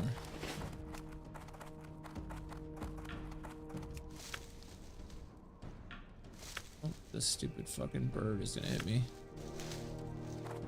Never mind.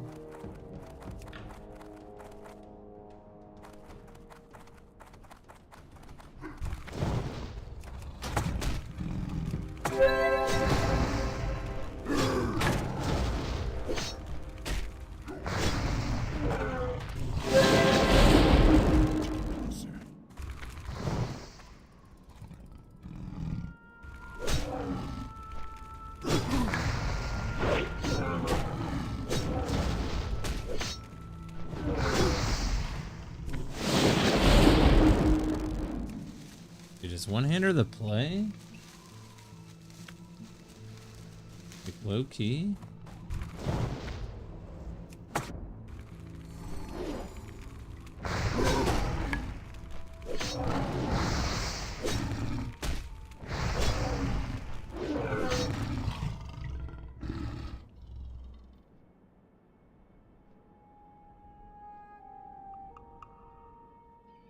Slayer shield.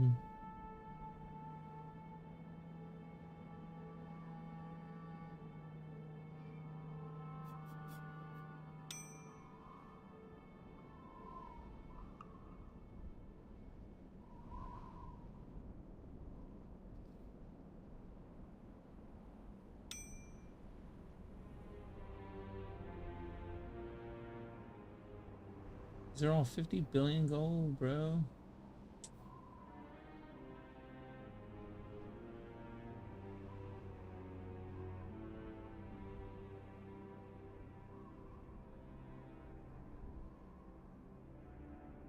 I don't remember the name of my fucking axe. What do I have? I have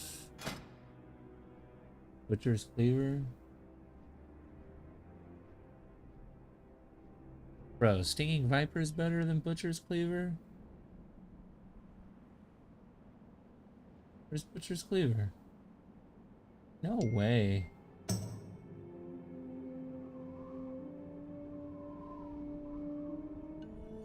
It's actually kind of fucking wild.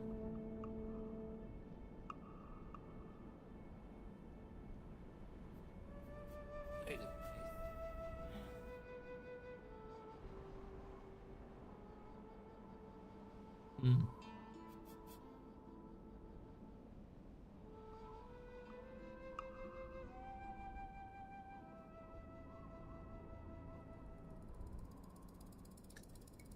Hmm.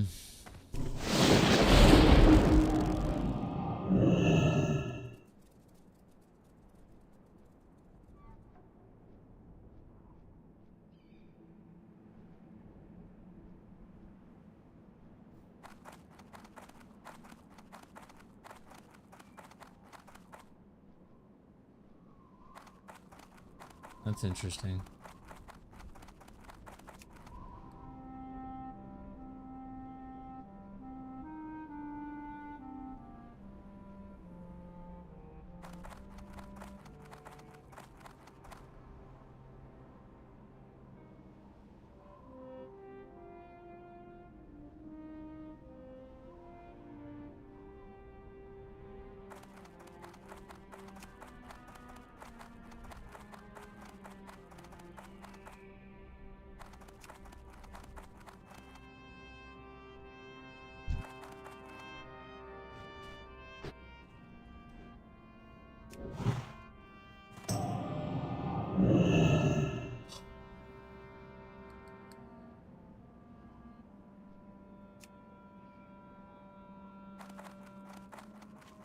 That beast, we need you.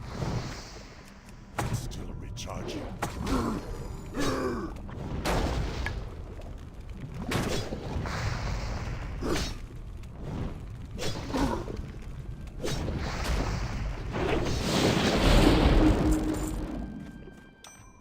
Dude, shields are actually insane in this game. Like, what? This blocks so much damage.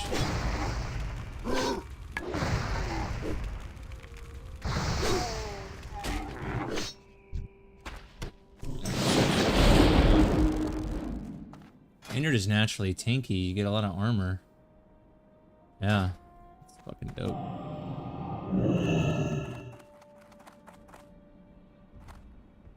Plus I can stack technically more strength with this combo. So I'm at 7 plus 5 versus no strength on that. Dude, I think one-handers might be the play. Low-key. Like, what?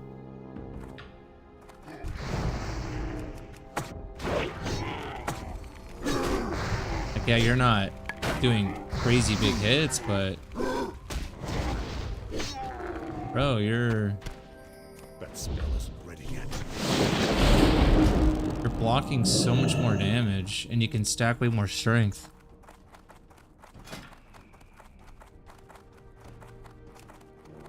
Yeah, let's see here. Attack power is 371 versus 347?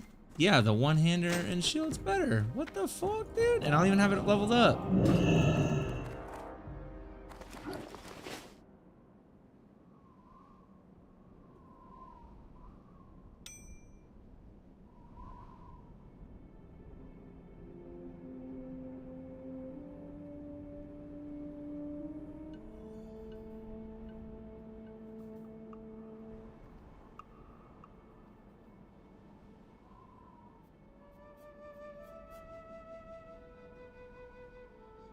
I did finally get my contest win schedule for sure. But me and you have always closed Fridays ever since Kat went on maternity leave.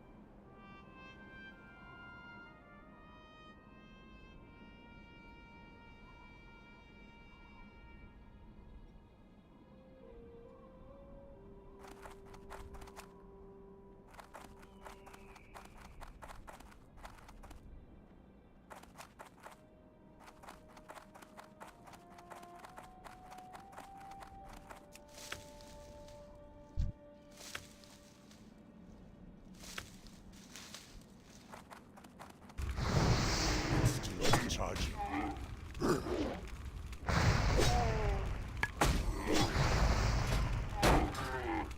411 with the fucking totem, dude.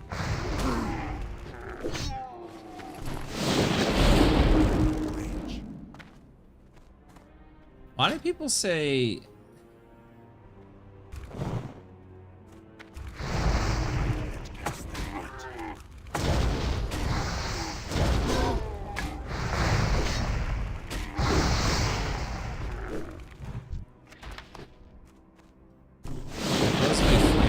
better with this setup, but I don't see how.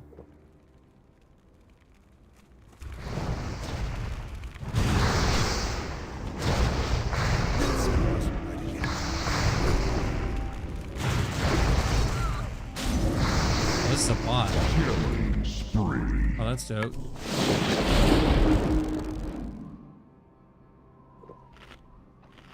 Yeah, that's a bot. I don't have grounding totem yet.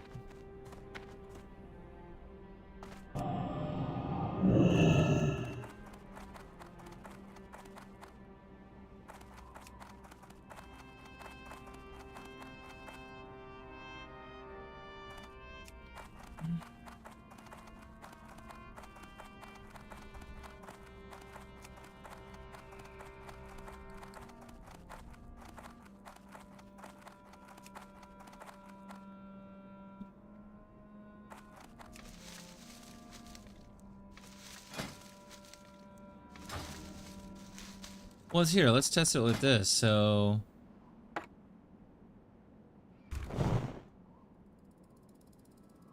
$94 versus 2. I mean, no matter what, at the end of the day, it's more damage.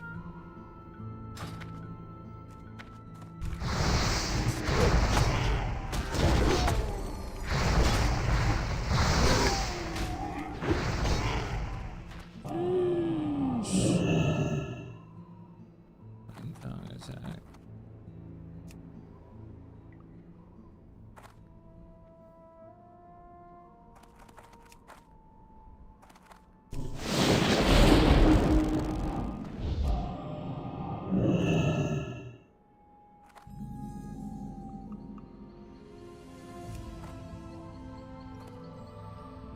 WoW Classic Flame Tongue weapon versus Rock Biter 4-1.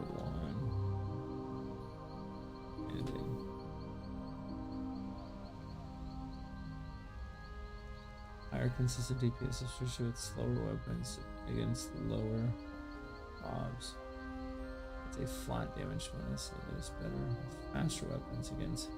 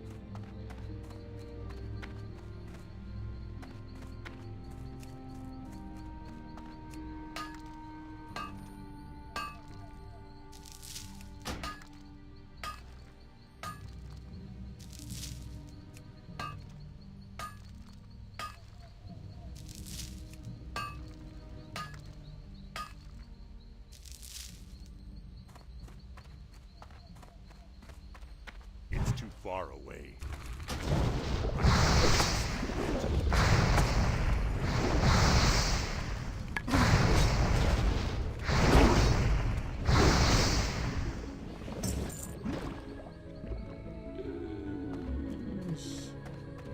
That's still recharging.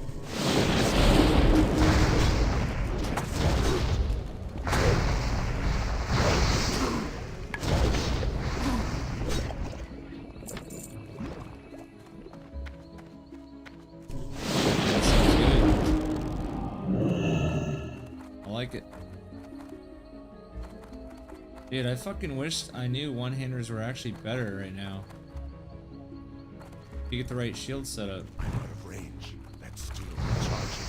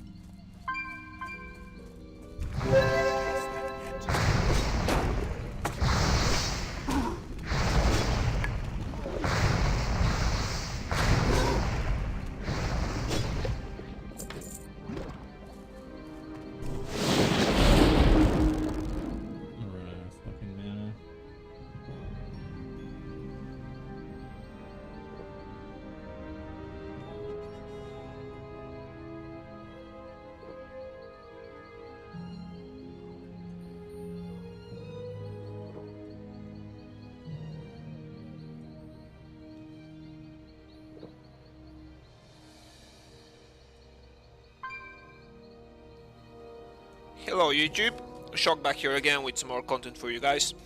As requested over my last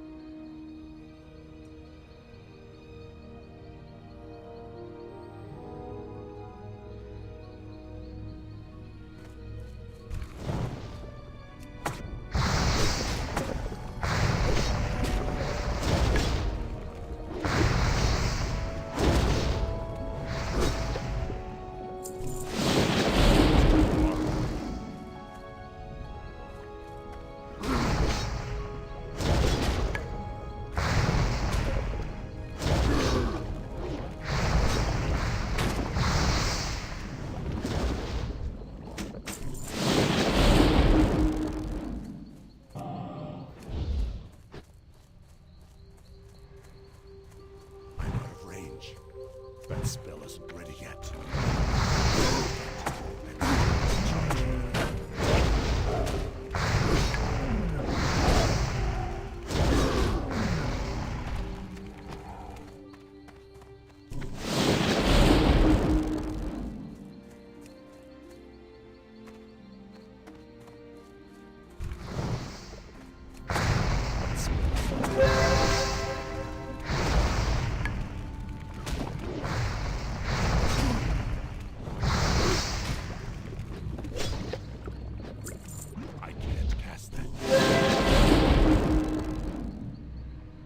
The lightning shield does a lot of fucking damage.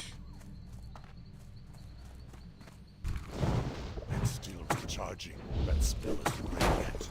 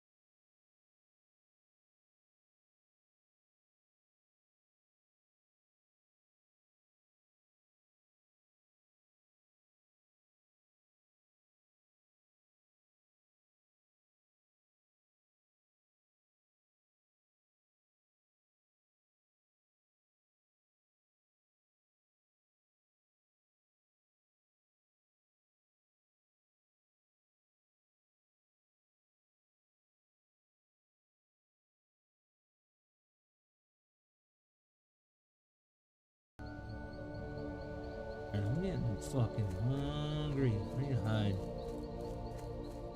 This is the best we can do. Alright, BRB.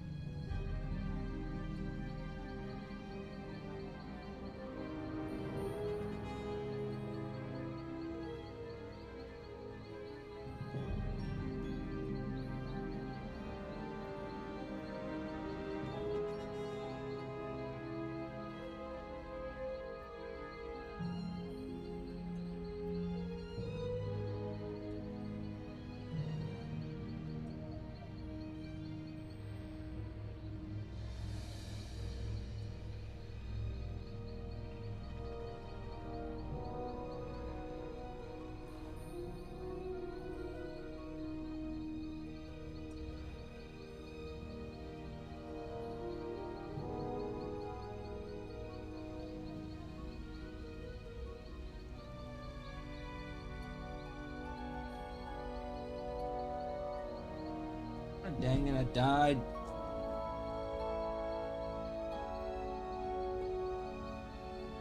What even killed me?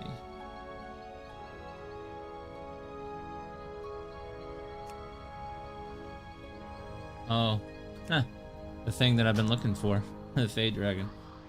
Where did I die? Oh my god, dying is so bad here. Bro.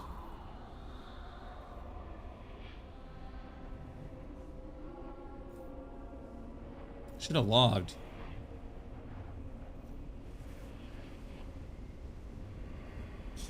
In fact, that's what I'm gonna do next time. Holy tits.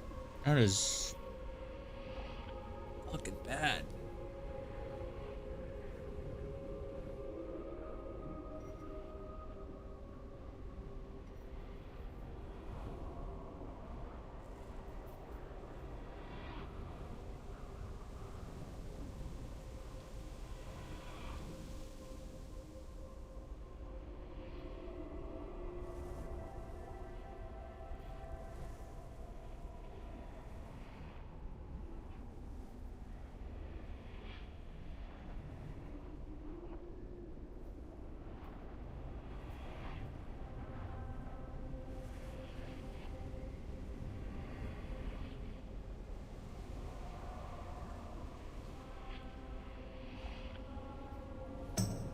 What's your sales?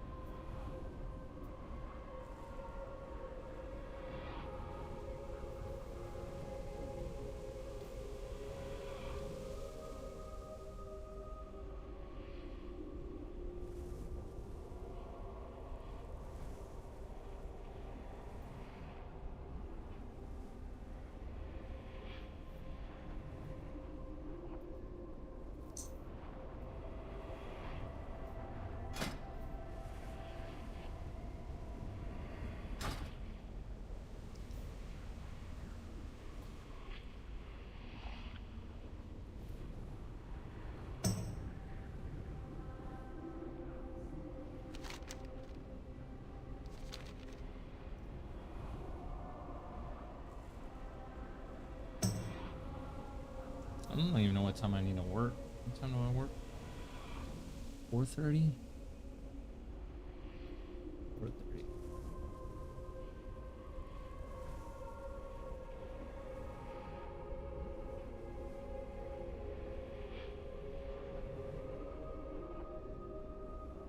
Thursday, Friday, Saturday, Sunday.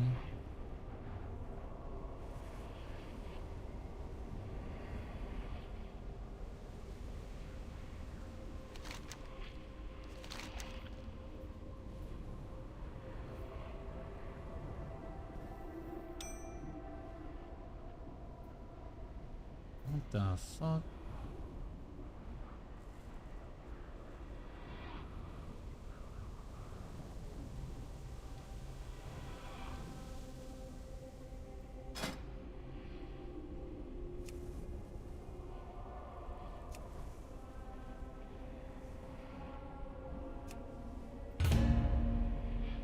Oh, there's a bunch of people in there.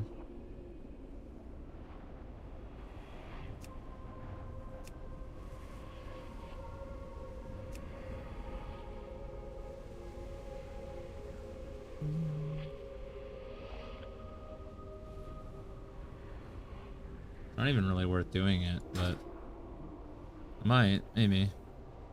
Just for quests. I think there is a good shield you get from there. I remember. Does it tell me on this?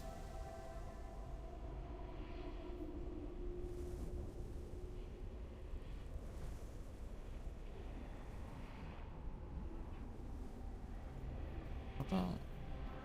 It doesn't.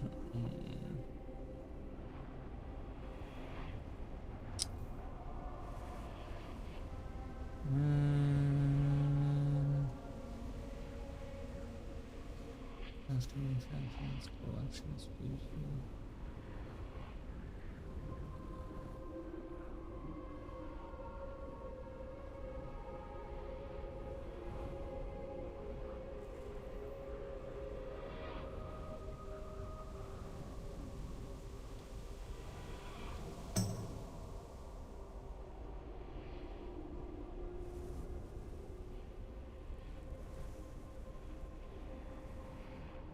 Why is only Rogue on here?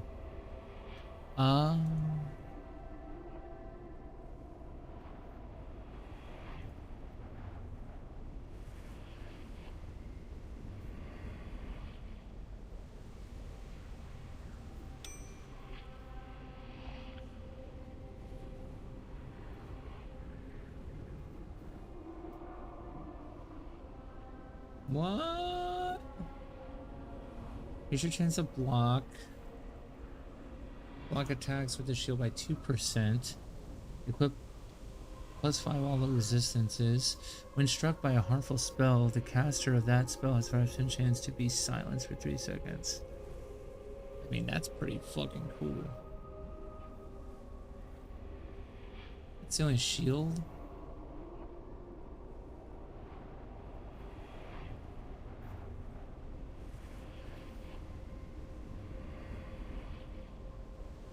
Threat to the current target, making them less likely to attack you. Okay, who cares about that? Chance to get a critical strike. Spell damage taken by the target increased by 50% for 5 seconds. Wait. Chance on hit. Spell damage taken by target increased by 50% for 5 seconds. Spell damage taken. The wording is so shit.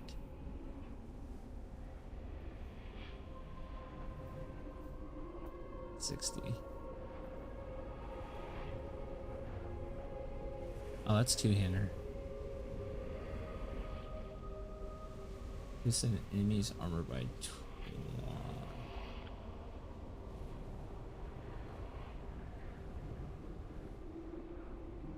Chance on hit, blast the target for 30 frost damage. Well, that's cool. Edge of Winter.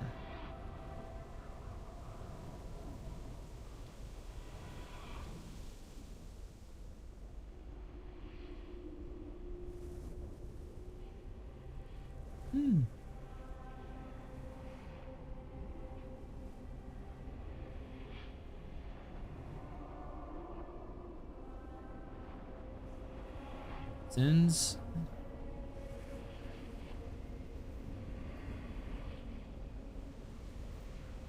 a shadowy bolt at the enemy, causing shadow damage.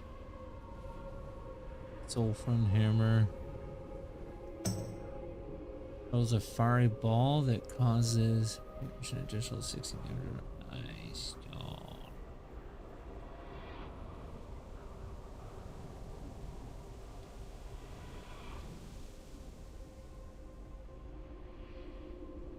Where's your chance to hit? Chance to get a critical strike. Nice. That's pretty dope.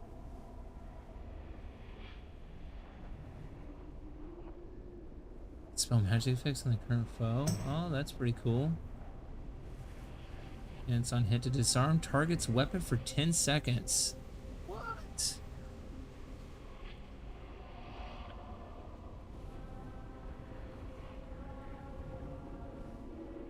Can I compare that against mine? 41 is the next one. Jesus. Collections.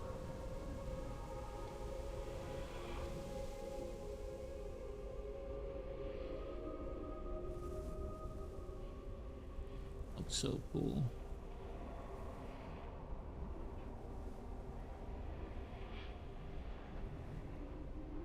After casting your healing wave or lesser healing wave spell gives you a 20% chance to gain mana equal to 30% in the base. Your healing wave will now jump to an additional new targets. Each jump reduces the effect of the heal by 80% to additional. Really? That's cool.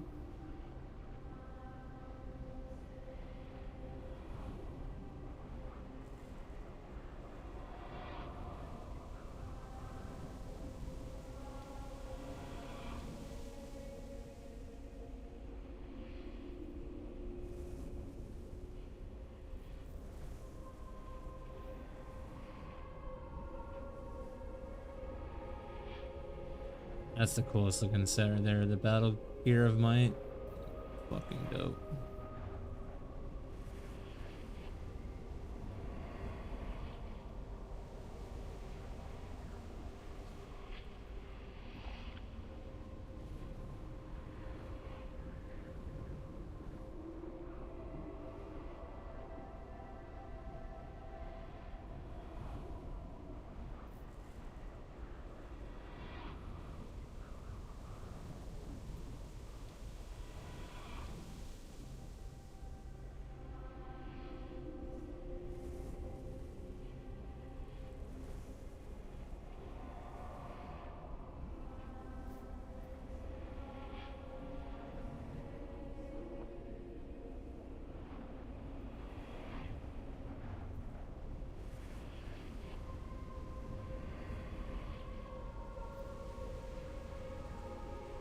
That shit don't even help. This is all healing.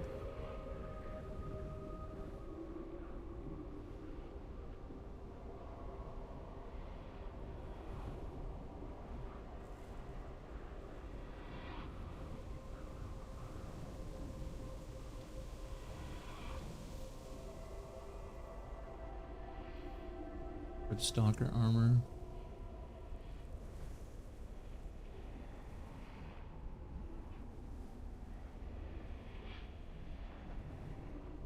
Right now it's bound here.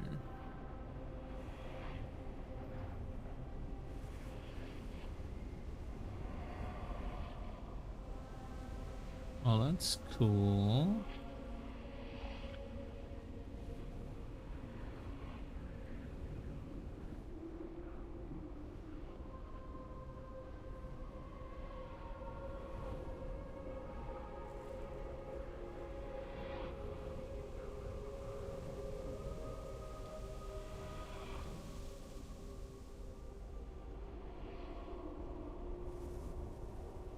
Here too looks kind of cool.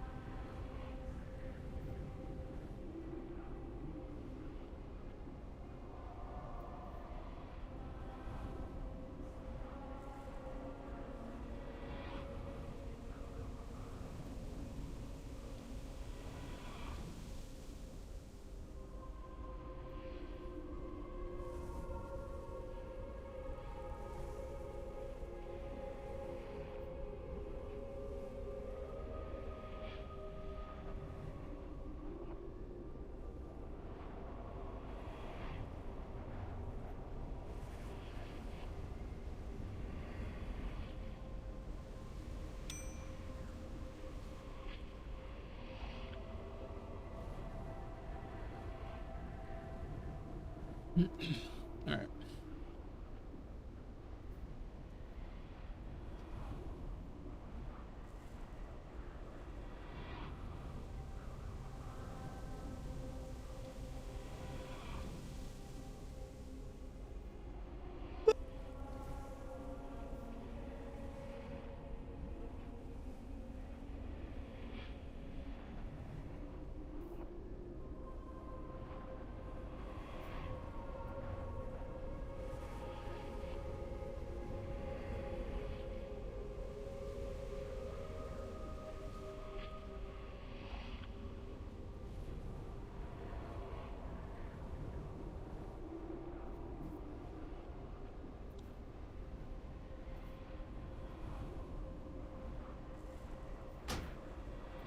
I can't do that yet.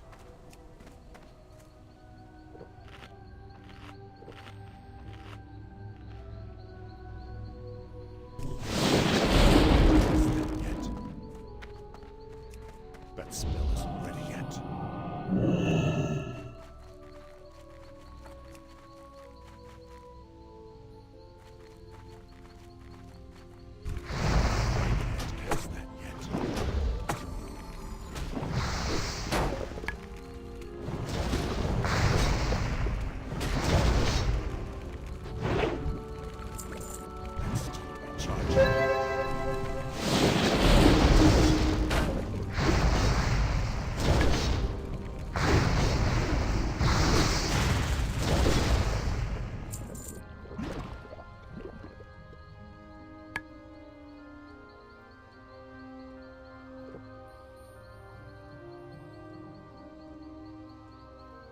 We got a water, man.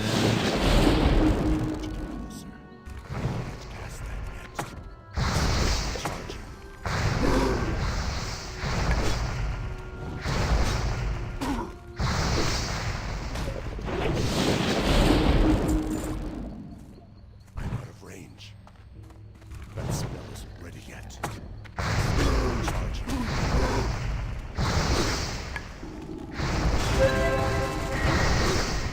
Cool.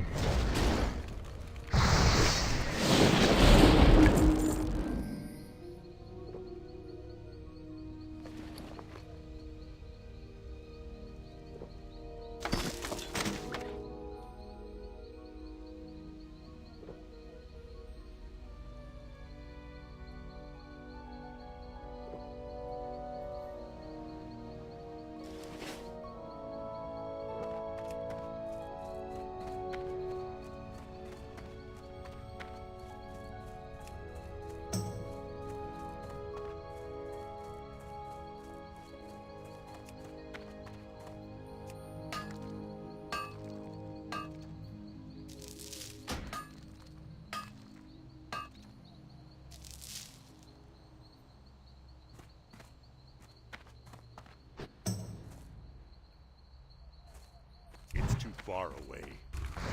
That spell isn't ready yet.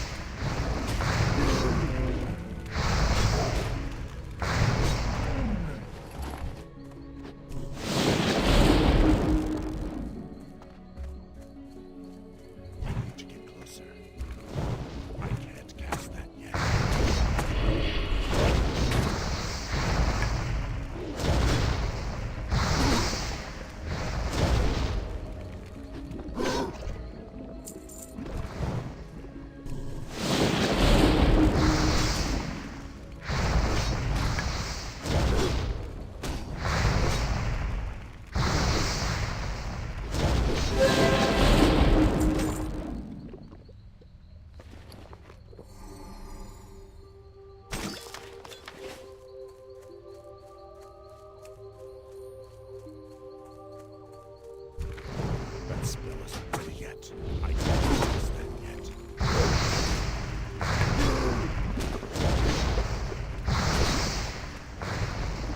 Dude, this shit slaps, man. Fucking awesome.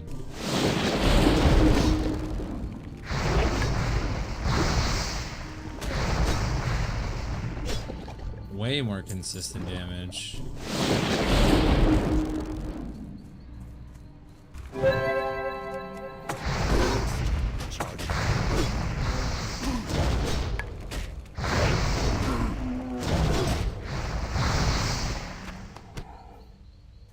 Just fucking wrecking. That's my last one.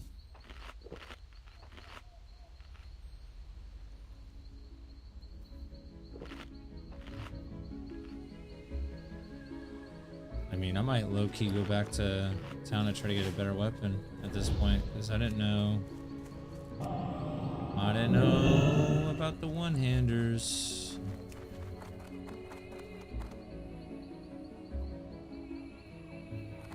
I can't do that yet. I can't cast that.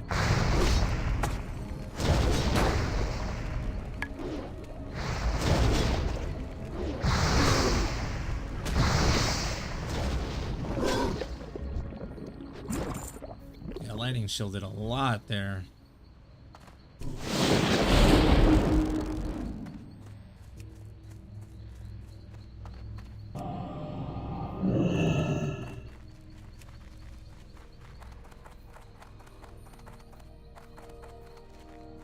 I'm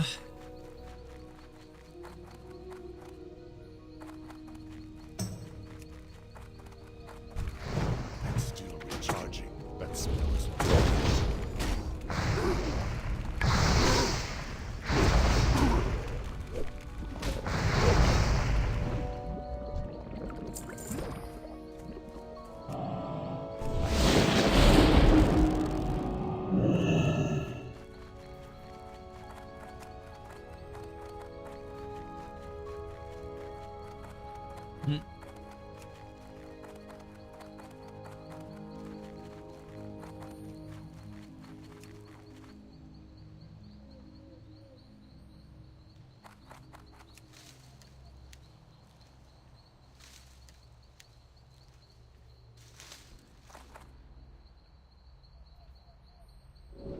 I'm gonna go ahead and just hearth out of here, because the bags are almost full anyways. Fucking,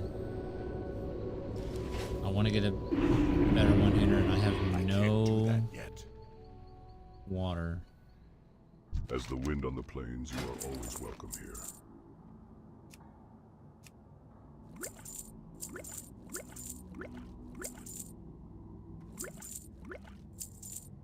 We shall meet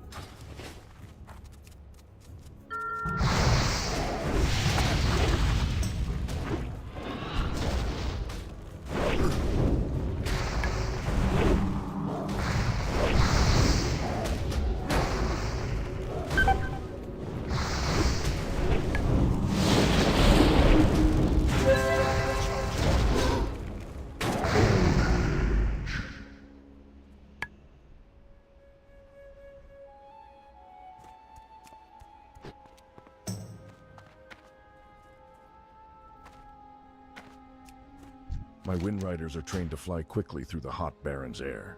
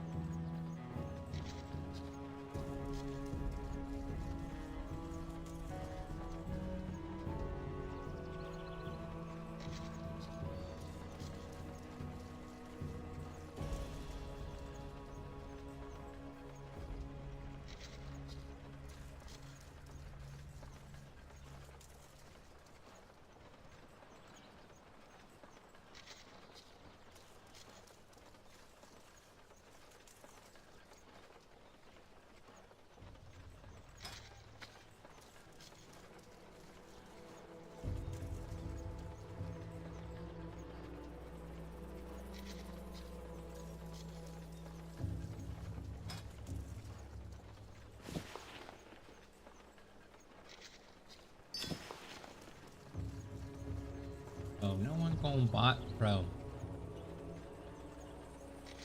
Ain't nobody gonna buy that.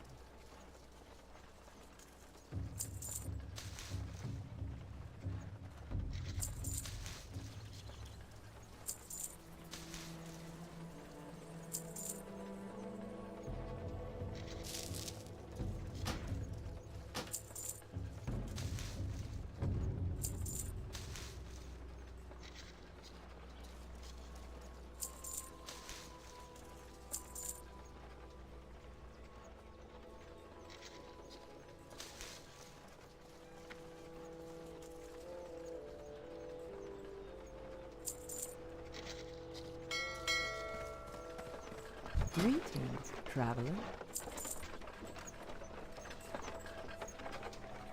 Be careful.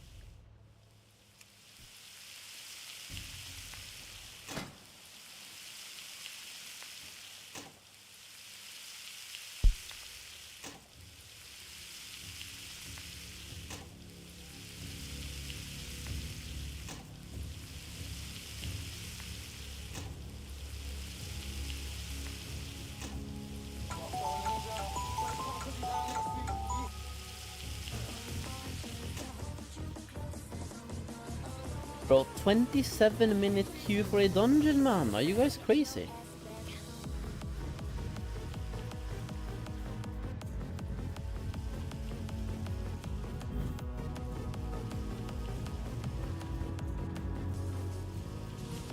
Is he playing? What is he playing? PTR testing?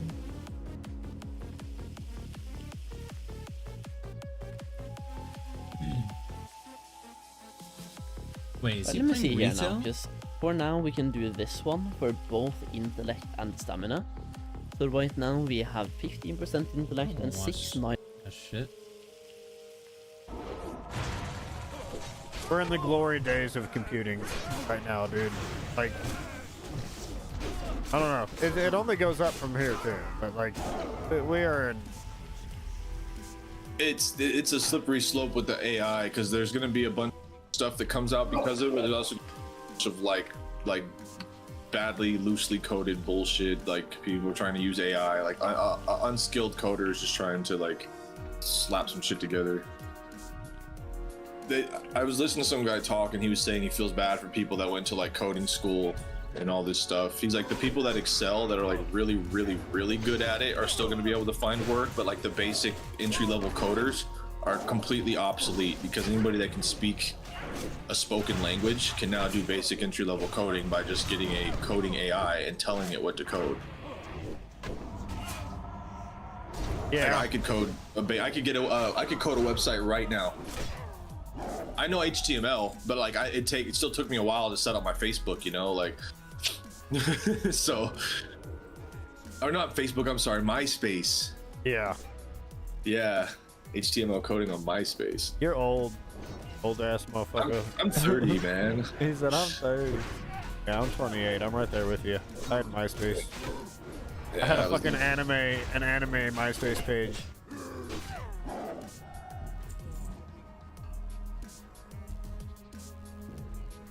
Back in the day, man. Like fucking 8 years old. You're 28 with a full fucking grown beard like that? Yep. I was gonna do it sooner, but for some reason my stream deck was like, hey, nah, Discord isn't connected to this shit. Anime. I've actually never been into anime like that. I was when I was younger because of Adult Swim. I pick and chose what I liked on Adult Swim. I did too, but the animes were fucking fire back in the day. I didn't dislike it. I didn't think it was lame or anything. It just wasn't what I like wanted to watch. Fair enough. The one that really got me hooked this on... day, if it doesn't make me laugh, I like shit that makes me laugh. I'm gonna sit there and watch it. True. But the anime that got me, like, I guess, like, into other animes was like FLCL. Fucking on Adult Swim back in the day. The first anime that caught my attention, because I didn't know it was an anime, was Avatar: The Last Airbender. Dude, what the fuck? You and my wife are one and the same. She, bro, I was so into that story, bro. I got so excited for every new book, like the season's chapter. I was like, oh, next season he's gonna learn fucking Earth, and then he's gonna learn fire. The next season, it was like, I was into it, man. I thought the story was intriguing, and there was like symbolic like messaging behind a lot of the stuff in there. It was cool. I thought it was well written. And I liked the characters. I liked the characters in it. My favorite character is General Iroh, Zuko's uncle. Oh yeah? Yeah, it's my favorite character from the series. Just because he's so like Zen. He's just the most OG. He's just like, yeah. He never. I didn't see him lose a single fight. I never saw him like, you know. He was the one character that was just like, you know, unfuckable on the whole show. He got put in prison and he just used the time to become a monster because he knew at the moment was gonna come. Like when Prison Iroh, if you remember that. Oh. Oh my gosh. Yeah, I forgot he got locked up for like crimes against the Fire Nation or something, and while he's in there, he didn't even like, he just like drinking tea and like doing sit-ups and push-ups and pull-ups, and he comes out looking like I don't even know how to explain it, just like an absolute unit. I never really watched through Avatar like that. But my wife, she's like, Avatar's not an anime, it's a cartoon. I was like, I thought so. Like, what do you think anime is? No. Cartoon. It's, you know why? It's because it was dubbed so well. Ah, yeah. It didn't seem badly dubbed, like, oh, this was like an Asian things. Like, it just came off as like an American cartoon if you didn't know any better. Yeah. But it's once I learned it was an anime, and then like I read all the, like I used to say marks all the check boxes, it definitely is an anime. Yeah. I'm guessing too, but I was waiting to hear from you first, in case I have to get somebody to help me bring that in. And then I feel like I used to watch a few episodes of Samurai Jack. I never like watched it enough to know what was going on, but I'd catch episodes. I wouldn't like change the channel, you know what I mean? Yeah, Samurai Jack. Like Bleach would come on and I would change the channel. I'm like, fuck. Yeah, I wasn't ever into like Bleach. I think he's dope in like the games that he's been plugged into. Like he was in like Super Smash or something like that. I can't remember, but like Cloud and Bleach and all them. Like I think they're cool when they get plugged into games.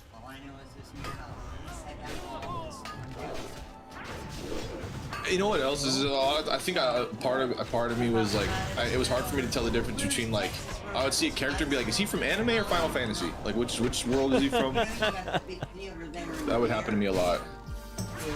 I like Inuyasha. Oh, Inuyasha was good. Yeah, that was a good one. I like that.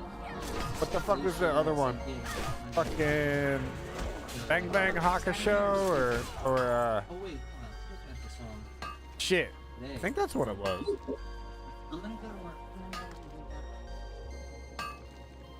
There was a stupid ass one on Adult Swim that I like. It was like complete. It was like real dumb. It was like, I think it was a guy with blonde hair. It's called Yu Yu Hakusho.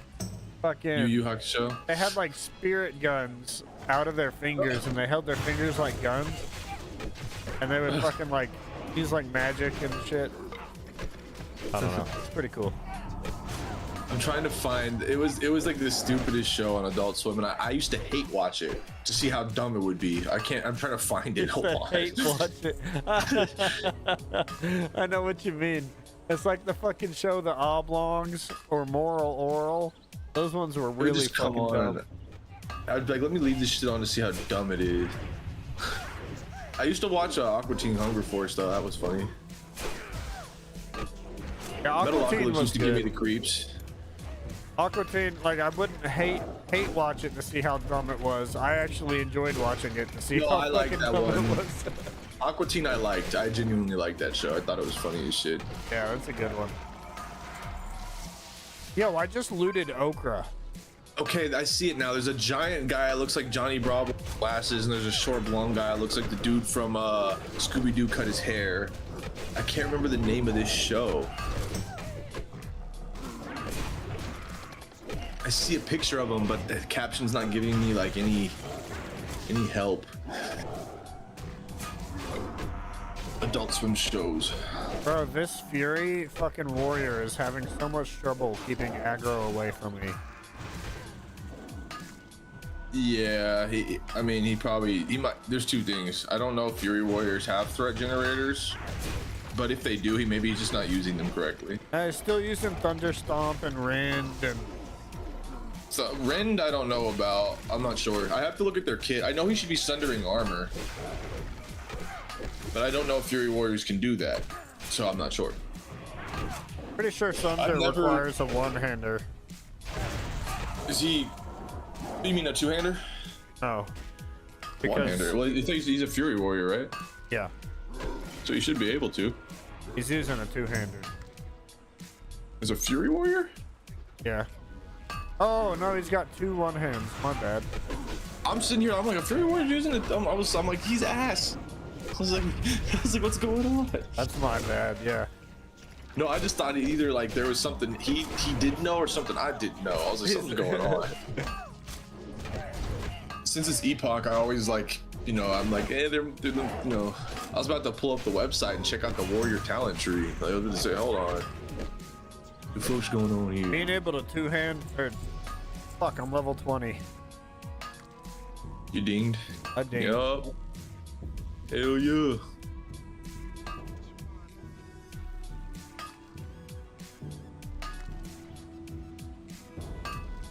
Bro. The oblongs. Oh my gosh. I didn't even look this up. It just came up on my it just came up on my screen for no reason, unprovoked. Why does this look like Courage the Cowardly Dog, but like with a different cast? If it was fucking inbred, like America, Courage the Cowardly Dog, yeah. Welcome home, Tails. Does that little girl have a thing on her head? I don't even want to know. Yeah, so one day they're walking through the fucking grocery store and they're like, she's like buying meats and stuff, and she's like, yeah, but I only want the organic meats. No hormones or steroids. We don't need another one of these things. Oh god. I'm trying to find the name of this fucking show. It's never gonna happen. Did you ever play League of Legends? Yeah, but not seriously. Do you know which champion Kled is? Kled? Yeah. Okay. He was like this little fucked up looking Yordle. He's a little Yordle that rides a Scarl, like a dinosaur looking thing, and he's a hillbilly. He always reminded me of a Squidbilly.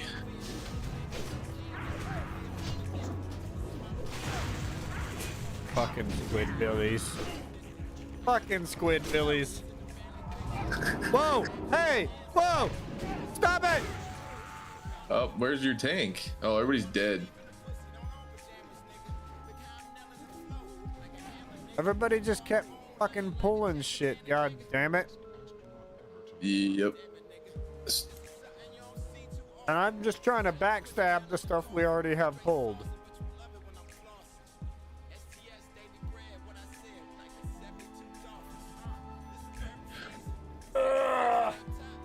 What are you gonna do? Most likely the tank's fault, but yeah, it's the tank's fault. He's not a fucking prot tank. in Dead Mines it shouldn't matter that much, but still, you do have a point. Bro, this tank, we're doing Dead Mines in World of Warcraft, alright? And this tank, he keeps having the fucking hunter pull mobs one at a time, alright? And then, instead of going down the spiral staircase in the forge, he accidentally jumped off the side. So, we jumped down into the middle of the forge and got fucked up by everything. Yeah, I don't like doing skips. I think it's like, I could see how some people like look at it as like a skillful thing to do, but I just look at it as lazy. No. Look, it wasn't a skip. He jumped. He didn't. And he fucking accidentally hit D or whatever, and he fucking went clean off the edge. And he goes, "Whoops, that was my B. I'm sorry." Oh, he didn't do it intentional. What the fuck? Oh my god. Yeah. Okay, never mind. Trust me, I'm not just being a dick. That's funny.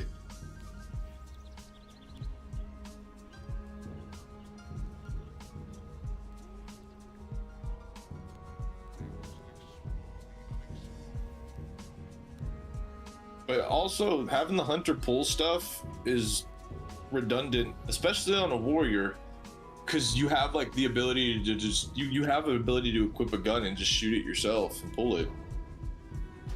Dude, Warriors so can use true. ranged I forgot weapons. about that. Yeah, warriors have ranged Let me options. inspect this motherfucker. How did they just... What? Click the cart, right click the cart. Oh, no way. Oh, bro. Did they add that?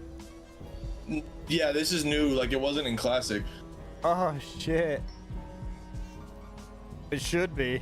It definitely does help you like get back to the halfway point. Oh shit, son, that's nice. That's real nice.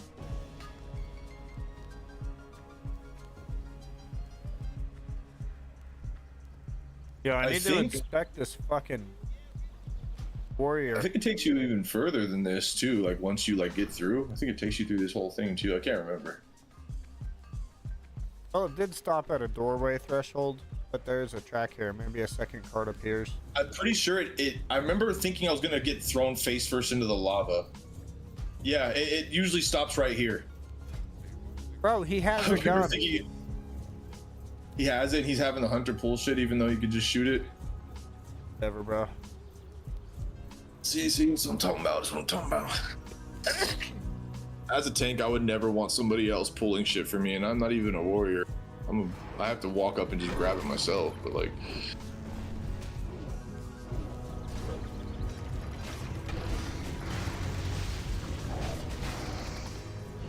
I'm an experienced tank though, like I've been tanking since fucking like forever ago, so I understand that not everybody's gonna have, you know. Dude, my second character ever was a tank, and it's just, tanking is intuitive. You have a There's little like levels to it though, like, you know, yeah, it's I mean, if you understand the system, definitely be intuitive. Like if you see a room full of casters, you like tell your group like, all right, go stand around this corner, I'm gonna pull them here, and then you like aggro them and you rush the corner and they all follow you, and now they're faced up with your group and you just nuke them. Oh yeah, exactly. But it's like little things like that, or like understanding, like, you know, just like watching your team's mana, and just there's little things. You just,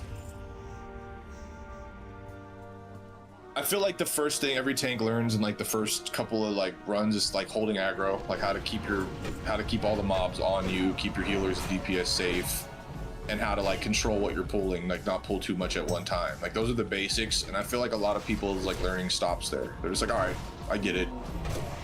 It's like, no, you don't. But all right. And then they learn through experience. Like they pull stuff and they think it's okay, and then a couple things run in like flee in terror and pull half the dungeon, and you go, oh shit. All right, we need to like pull from a safer distance, and etc, etc, etc. And you just get better at it. And I feel like druids and warriors probably have like small like details that they need to master to be good at tanking. Paladins, it's mostly just not burning all of your mana up, like being responsible with your mana. Yeah. The rule of thumb for it, in my opinion, is if like you don't need to generate threat because you currently have aggro and everything, stop pushing the buttons. Yeah, let your DPS do their job. Yeah, you don't need to be on the top of the chart as the tank. Like, just get the aggro and hold it. Like, don't put down another consecration if everything's still on you. Have a threat meter up, and if you notice that you get to the what I call the orange threshold, because it's like, for me, it's yellow if they're on me, orange if I'm about to lose the aggro, and then red if they're attacking somebody else. So if I see something go orange, I grab it immediately and generate threat somehow.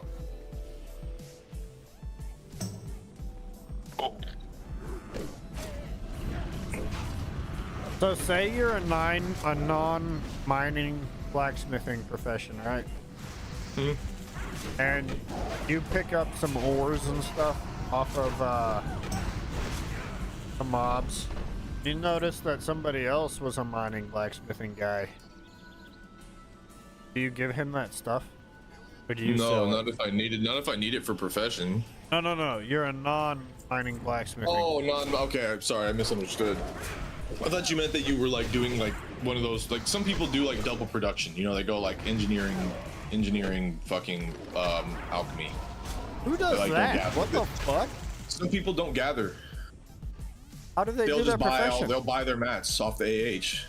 Nah, because then you're grinding for fucking money for mats when you could just pick up your mats as you go. That ain't the way. Yeah, some people play a lot, bro, where they sell so much junk gear and other bullshit that they don't need. You know what I mean?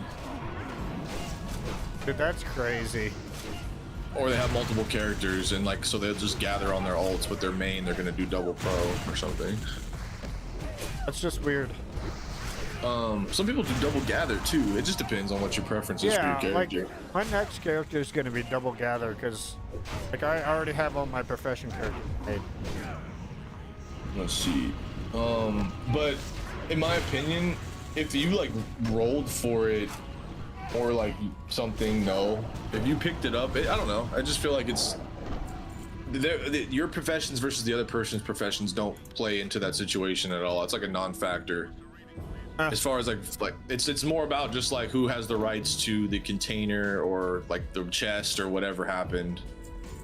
And then now if you want to factor in like that's their profession, that's more of like a personal preference at that point, not like an etiquette preference. Yeah, the etiquette would be just a roll for the chest. Yeah, no, I was just asking, like, say you're in a dungeon and you notice your tank's mining a bunch and then you happen to get some ores. Do you give them to him or do you keep them? It just depends, like, it's all like, it depends where the ore came from. That's like really what it is. A mob, it's you know, if you're picking it up off of him, then that's your loot, because it's not like you grabbed his ore. He has his own drops. That's personal. Yeah, it's just, I mean, it depends. It really just depends. If it's valuable, fuck no. I found that. I'm keeping it. If it's like non-valuable ores that I'm just gonna sell for some copper, like a few silver, or whatever, pocket change, and he, you know, yeah, I mean that'd be a nice gesture. I would ask if you want these ores. I don't need them. I just always run up and trade them. They take the shit. Yeah, Get it out of my bag. Do that too. Oh yeah, you can just drop it on their head, huh? That's right. Yeah. You can even click their character with it. Yeah, that's what I mean. Like literally drop it on their head. Yeah. I mean, so right now I don't know what point ore starts being valuable, but so basically yes, there's a certain, I feel like the Ethereum ore or whatever, the top, like true silver, whatever they have in the game right now, that's top tier level. That's just straight cash. Like I don't think I'd give that stuff away. Yeah. But right now I'm only at iron, and from what I could see, like iron and below, like it, you know, it's not worth keeping, and not in small quantities. You're not going to post a whole stack of 20 on there, you know. Yeah. If you had like, if you were like picking it up constantly in the dungeon, like every time you're getting like 1 or 2, it's like I might want to keep this because I can get a stack or 2 and sell it. But if you just have like five ore, yeah.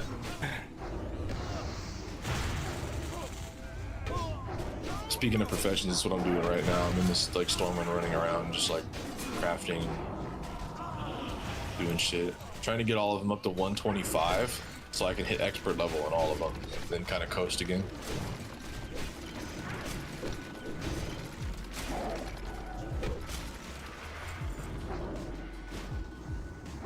Just need bronze bars. Dude, I have the worst fucking groups. Got lots of tin, so I just need copper. Worst fucking groups. Copper. All right. Oh, wait, I should use the add-on for this. See if we can get a better. Let's turn this guy off. Guys playing Alcohol in the this? house. I just don't have an excess of alcohol in the house. Yeah. No, we'll just drink everything you've got and then. Well, then what the fuck's your problem? You. But you're not even playing classic, you're playing retail. What a goober. What a goober, dude.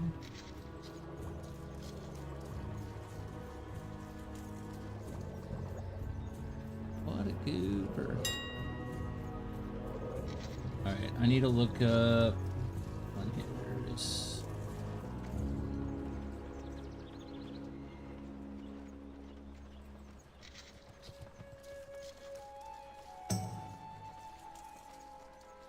Blooming Gavel. Alright. 50 million gold. It's so cheap. It's so cheap. What? It's 240 speed too. Oh, it should be way more damage. Let's go. We gotta level that bitch though.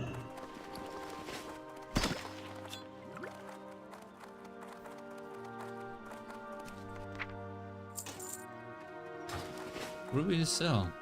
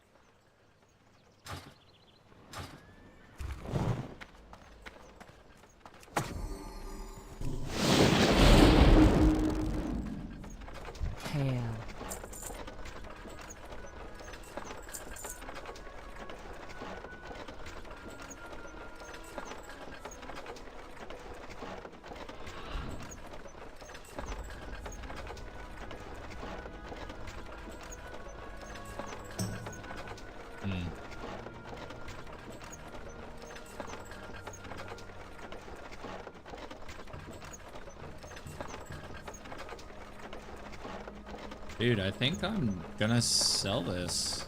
That's actually crazy. I'm about to do this, but yep, that's where we're at.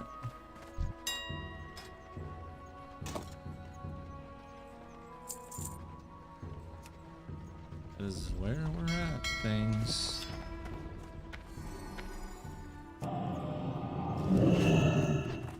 Now we need to go level.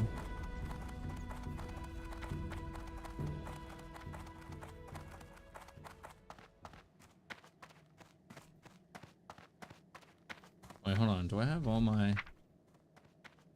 Yeah.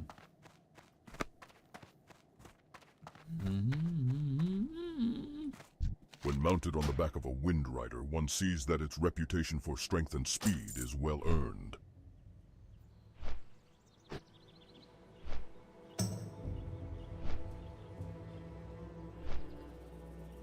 We got like 45 minutes. An hour.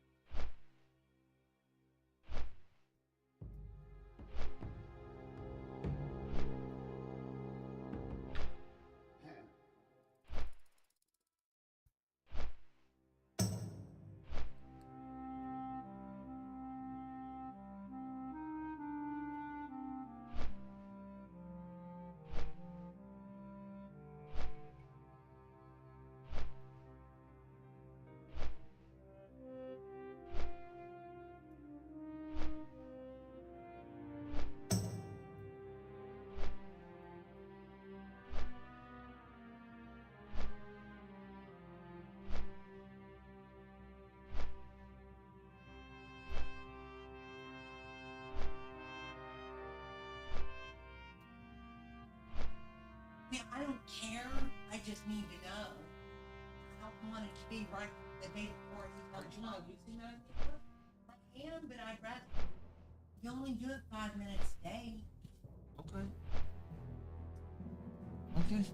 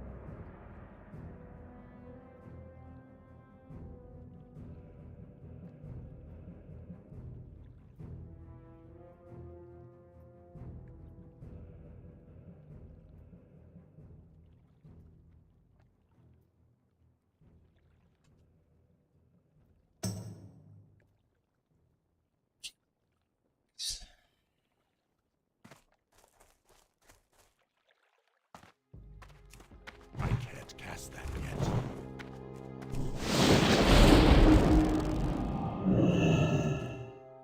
I want to buy more water.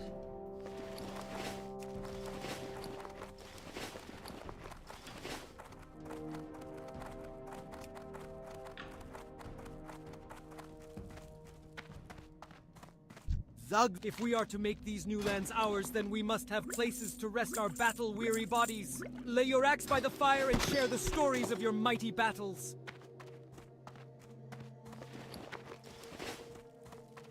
Greetings.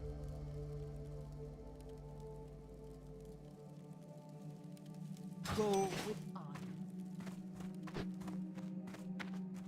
honor. Probably should have kept. Oh, could be another thing. Nah. Nah, I'd rather generate gold.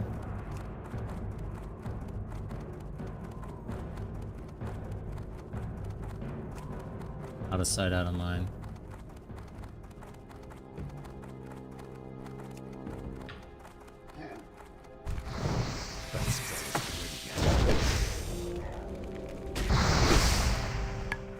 Wait, is this already leveled up? Access that. Maces, 105. Oh. 105 out of 135? Oh.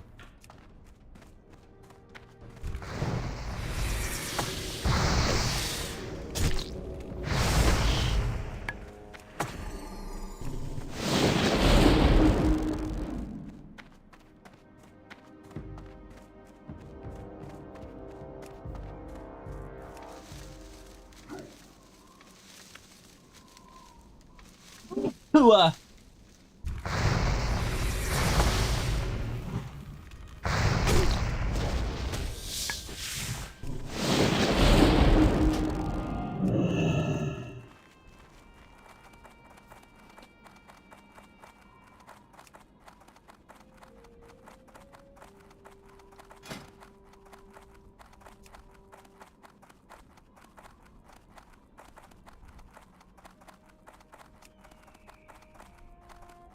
Attack power is down though. How's this better?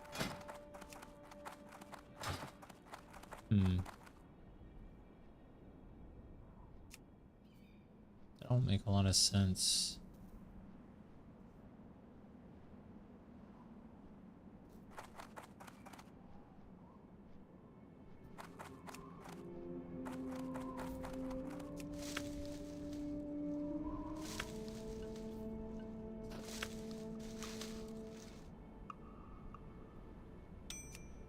I think I just fucked myself. Well, I didn't fuck myself. The website fucked me. I think. I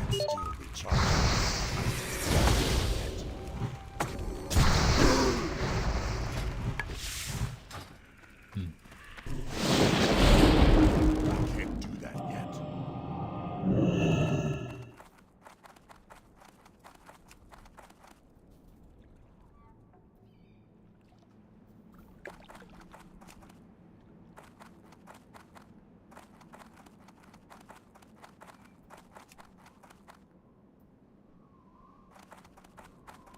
Yeah, Flame Tongue wouldn't do anything against the fire Ellies.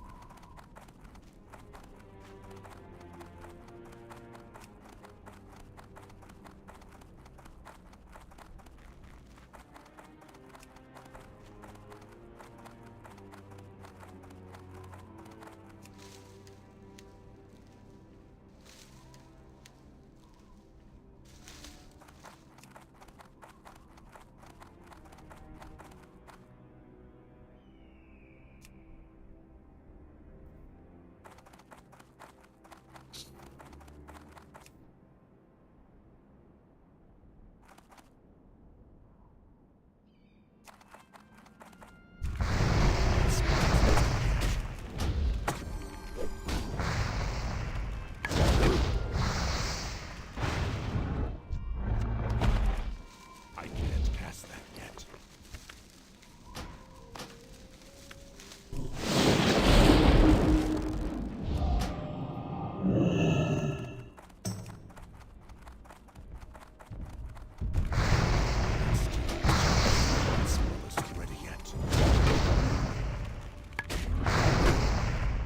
Of course, I'm not getting crits either, so...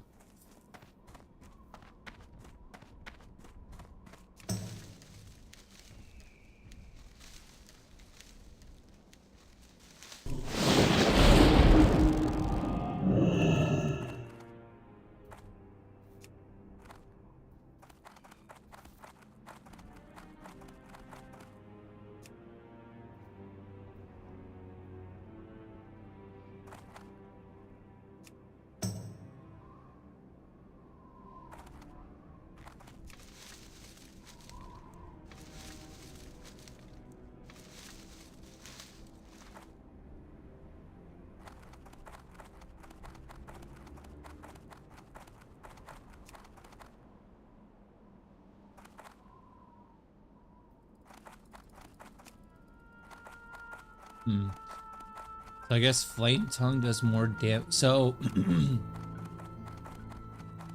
I get more damage elemental wise.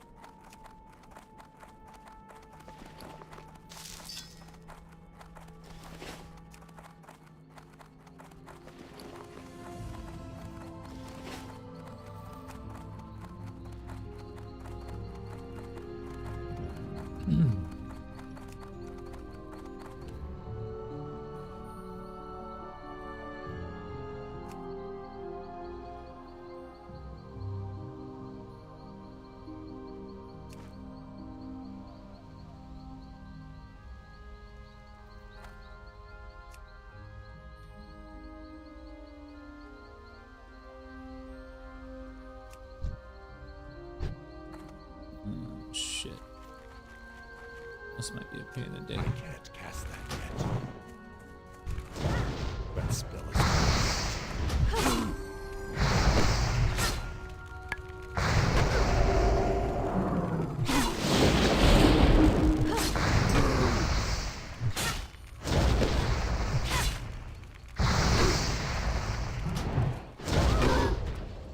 That is recharging. Frustratingly annoying. I am glad I bought a bunch of water, because I have a feeling I'm gonna need it. There's a crit finally.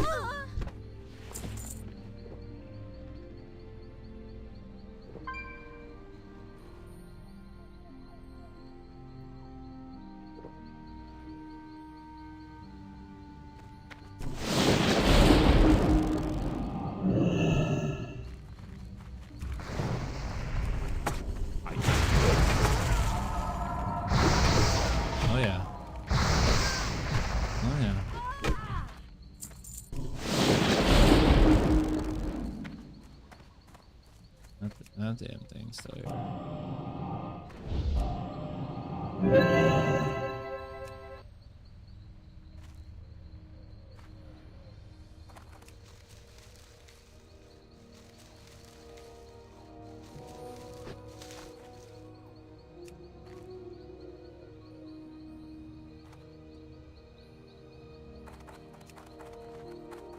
Still recharging.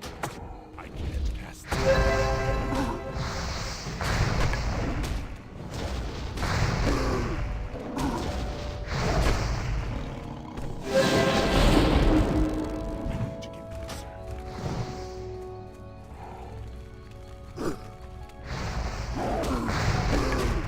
Block the dam. Block.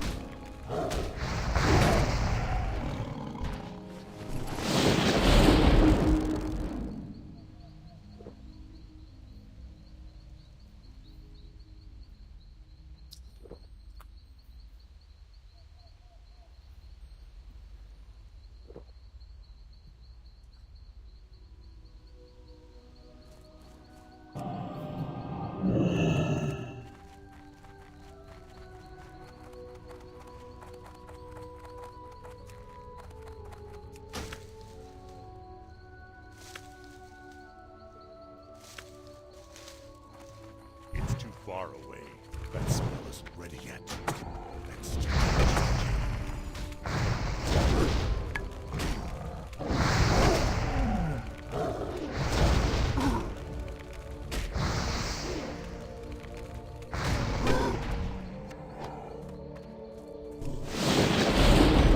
Can't cast that yet.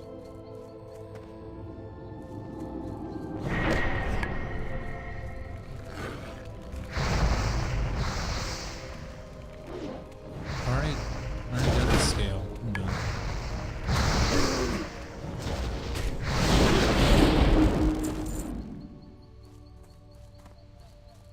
I need to get closer. That spell isn't ready yet.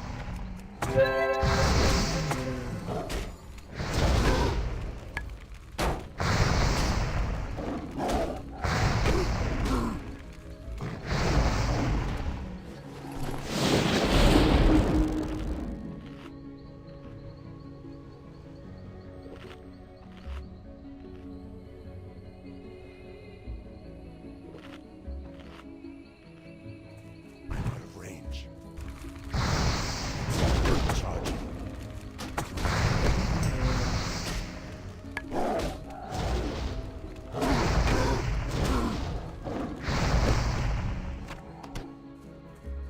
X's definitely felt better. Weird.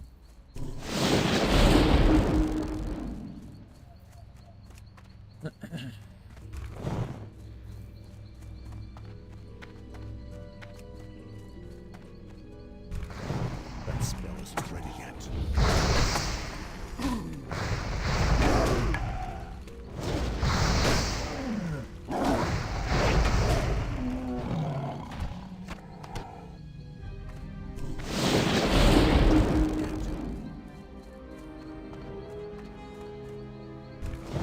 It's still recharging.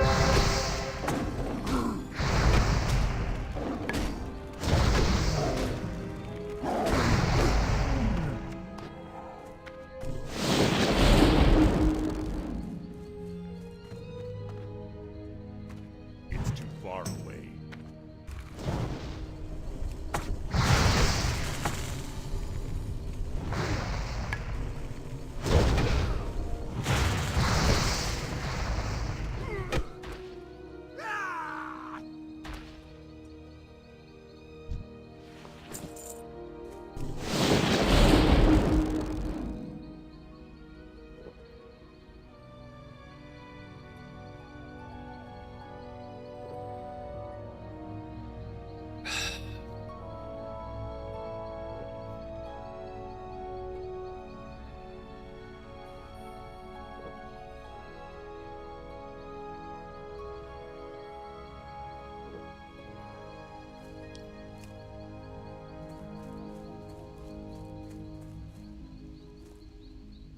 That spell isn't ready yet.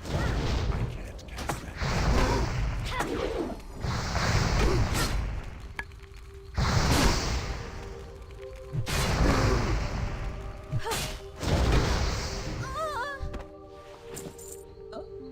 Dude, lightning shield slaps, bro. Like, what is that damage?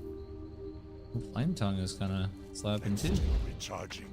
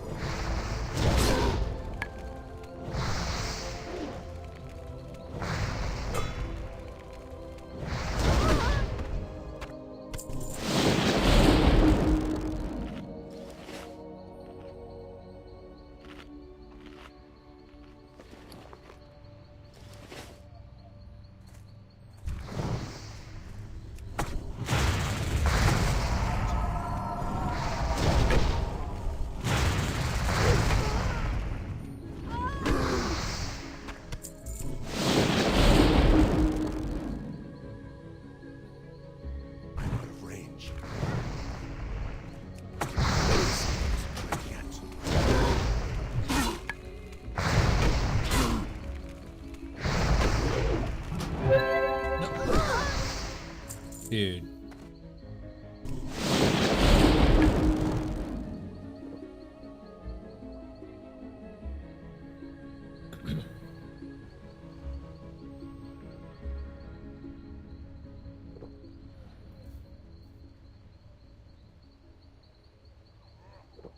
It's too far away.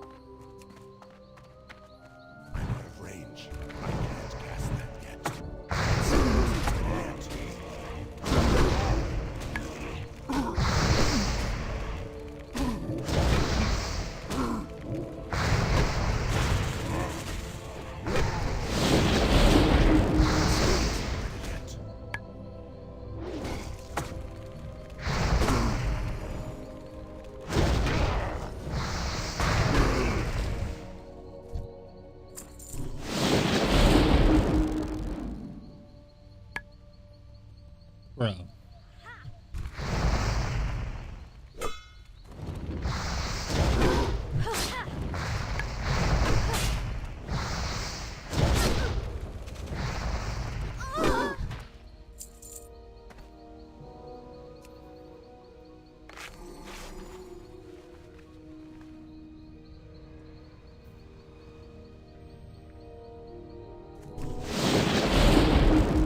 I can't do that yet.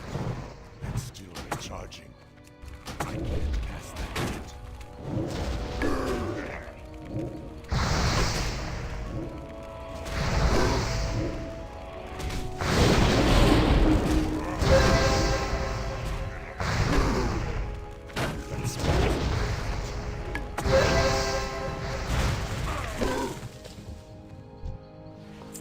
I need more mana.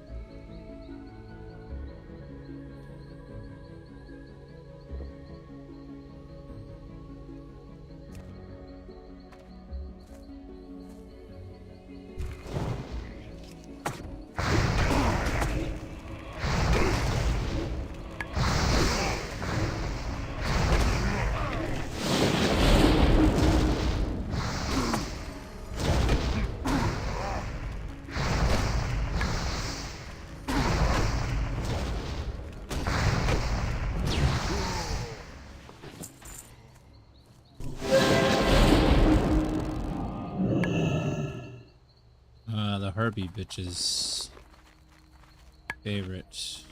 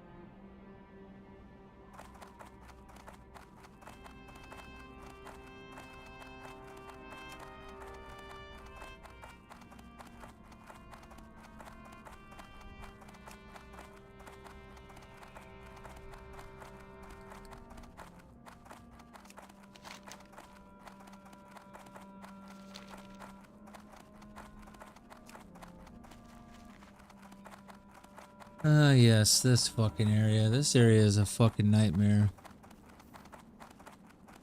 Usually a lot of alliance over here.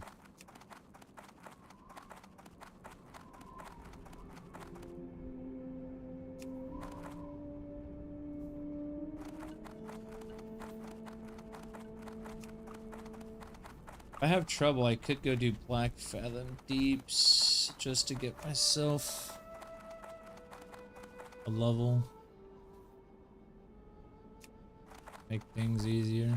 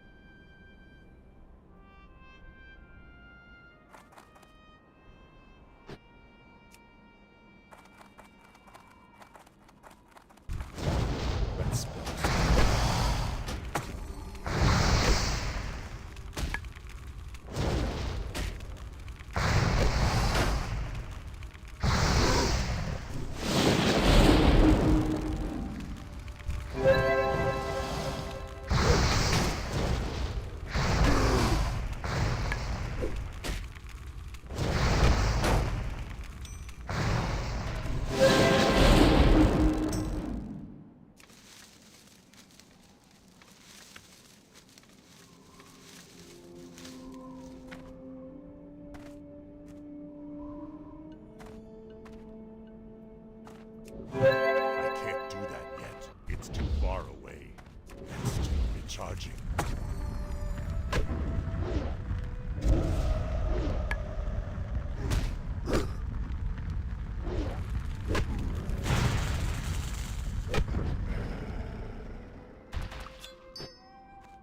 My mana is low.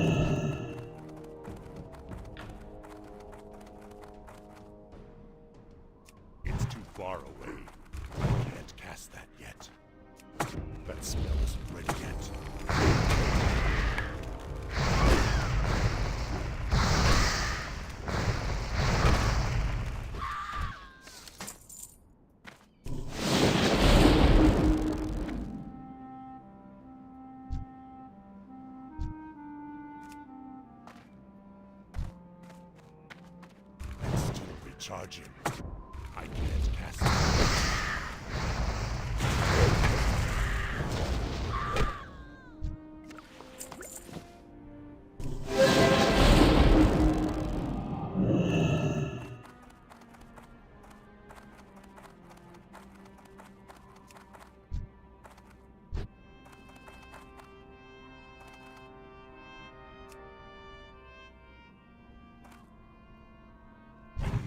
That spell isn't ready yet.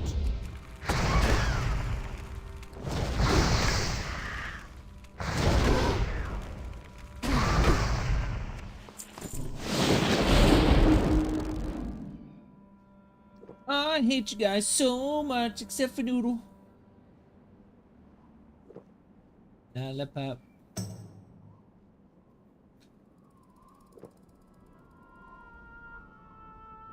Mommy, who is that? I don't know. How'd she get here? My server, and you have to pay like $1,000 to play there, because hashtag sellout. Alright, guys, there's one more video I'm gonna check out today before I start playing, by the way, because this one popped up yesterday, and I have only seen parts of it, but I haven't seen everything, and it's a video that I've been waiting for, because I saw him tweet about this, that he was making it, and many of you guys might know what I'm referring to here. If you don't, we're going to check out a video by Bellular about Turtle. Blizzard went and youth there, and the title is Turtle WoW is a criminal front, so Blizzard invoked Rico. This is huge, because this is the first really big creator I think we have covering Turtle WoW in such a level that he's about to do, and it already has 127,000 views in 19 hours, by the way. So like this right here could have a massive impact for the whole first of all, knowledge about the lawsuit, because not everybody knew about this lawsuit if you haven't played Turtle WoW. Now, with Bellular making this video, even if you play retail, you are very lucky to know about it now, which is great. Like, the more public eyes we have on this, the better, I think. Either way, let's continue, shall we? The last time a private server was in the news, it was Nostalrius. Over 9 years ago now, they shut the private server down after receiving a cease and desist from Blizzard. That led to massive, widespread protest, and under that pressure, Blizzard were forced to act. And we got Classic as a direct result of that. This time though, it is completely different. It's a hell of a lot more dramatic too. And the target is Turtle WoW. In many ways, Turtle WoW is the Classic Plus that we've always dreamed of. And they're not shutting it down in response. Yeah, they're not. This is where the story gets interesting. You see, the thing is, Blizzard didn't send a sternly worded letter. Blizzard sent a legal nuke. I was about to say, is that really where the story gets interesting though? Because to me, the fact that they're treating Turtle WoW like the Italian mafia, that is where the story gets interesting to me. The whole not backing down also makes it even more interesting, but the whole Rico charging and treating them like an actual mafia, well, the mafia, that is where it was interesting to me, as they say. And I am not joking when I say that. Neither are they. They're invoking the RICO Act. This is a law that was initially designed to take down the mafia, the actual mafia.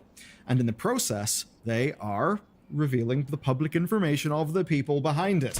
With one single line, they gave credence to a long-standing conspiracy of corruption in a secretive private server empire, one where people are making millions. An empire that Blizzard might know all about, but they need a legal angle of attack. It makes for a hell of a story, but hey, as a silver lining, I think this is kind of proof. Proof that Blizzard really does know what we want from Classic Plus. If you only pay attention to retail WoW, you may not even know what Turtle WoW is, though you may have seen advertisements for it. Anyway, here's the short version. It is quite simply one of the most promising private servers in existence. Over the last 8 years, it headed down the route that I'd say most of us would want from a Classic Plus. They were actively developing the game, they had a team of over 100 members, and this meant new story content, new dungeons, new raids, new zones, all explicitly friendly with vanilla lore, all perfectly matching the Classic style. Take a look at this map for Dragon Ball Retreat, just for one example. Anyone could be convinced that this is a real classic dungeon. Even this orc staff is big. This is what I was talking about earlier today, by the way, the orc staff here being made. I think it's a sketch by Metzen, right? I think he's about to say it either way, but like, yeah, this orc staff right here that you can see in Dragon Ball Retreat. And does it even look like the dungeon is based on a sketch? I don't know. Based on an old sketch from Chris Metzen. Yeah, and there we looking go. at the Turtle WoW wiki starts to make you think you're kind of in a parallel world where things turned out differently. One where high elves are a playable alliance race, or where dungeons like BFD or RFK get extended in patches, going even deeper. And on top of all the actual content, the most common thing people would praise about Turtle is their anti-botting measures, said to actually work better than Blizzard's. Now, emboldened by their ambition and success, they have been posting about their player counts. 500,000 active players, 44,000 concurrent players. Those numbers are an absolute triumph, but chasing something that high has likely sealed their doom. You see, they've been hosting adverts on Google's ad services. They've been running social media campaigns. Last year, they posted a trailer showing off their work porting World of Warcraft to Unreal Engine 5. That was a trailer that Blizzard had taken down. They were literally snarking. I personally believe that trailer, by the way, was a huge part of why they got Blizzard's attention. I mean, that plus the fact that they're always in the replies on Twitter from, well, I guess X now, either way, like in Blizzard's replies, and snarking at them. It's pretty insane. They kept poking the bear. In Blizzard's replies, quite overtly. Yeah, like here, for example, they're literally in the replies of Blizzard CS, so customer service. Sorry for the confusion, Ali. Basically, you shouldn't need to worry about a false report, as any action that is taken is only done so after an investigation. Sure it is. Yeah, there's no automation happening, right? It's an actual human investigation. Of course, yeah. Nobody questions that. The heat got to the poor fella. Install air conditioning. Poking the bear. So this then was only a matter of time, even if the people involved thought that they were invincible. On August 29th, Blizzard filed a lawsuit against Turtle WoW. Not a cease and desist. Nostalrius obeyed a cease and desist out of fear, but most small teams just sort of throw them out. This, though, is a lawsuit, and it's one of the most intense ones that I've seen in quite some time, because of these two things. Participation in a RICO enterprise and engaging in a RICO conspiracy. As I said earlier, that is literally anti-mafia law. Blizzard are saying this isn't just a fan-made private server. They are calling Turtle, quote, a multinational business enterprise engaging in, quote, organized crime. How? Well, they allege they are, quote, operating a sophisticated and lucrative global enterprise that develops and sells software that the defendants know illegally infringes on Blizzard's trademarks and copyrights. That alone is not enough, though. They've also been, quote, authoring and distributing extensive US marketing campaigns and funding solicitations that tout pirated content.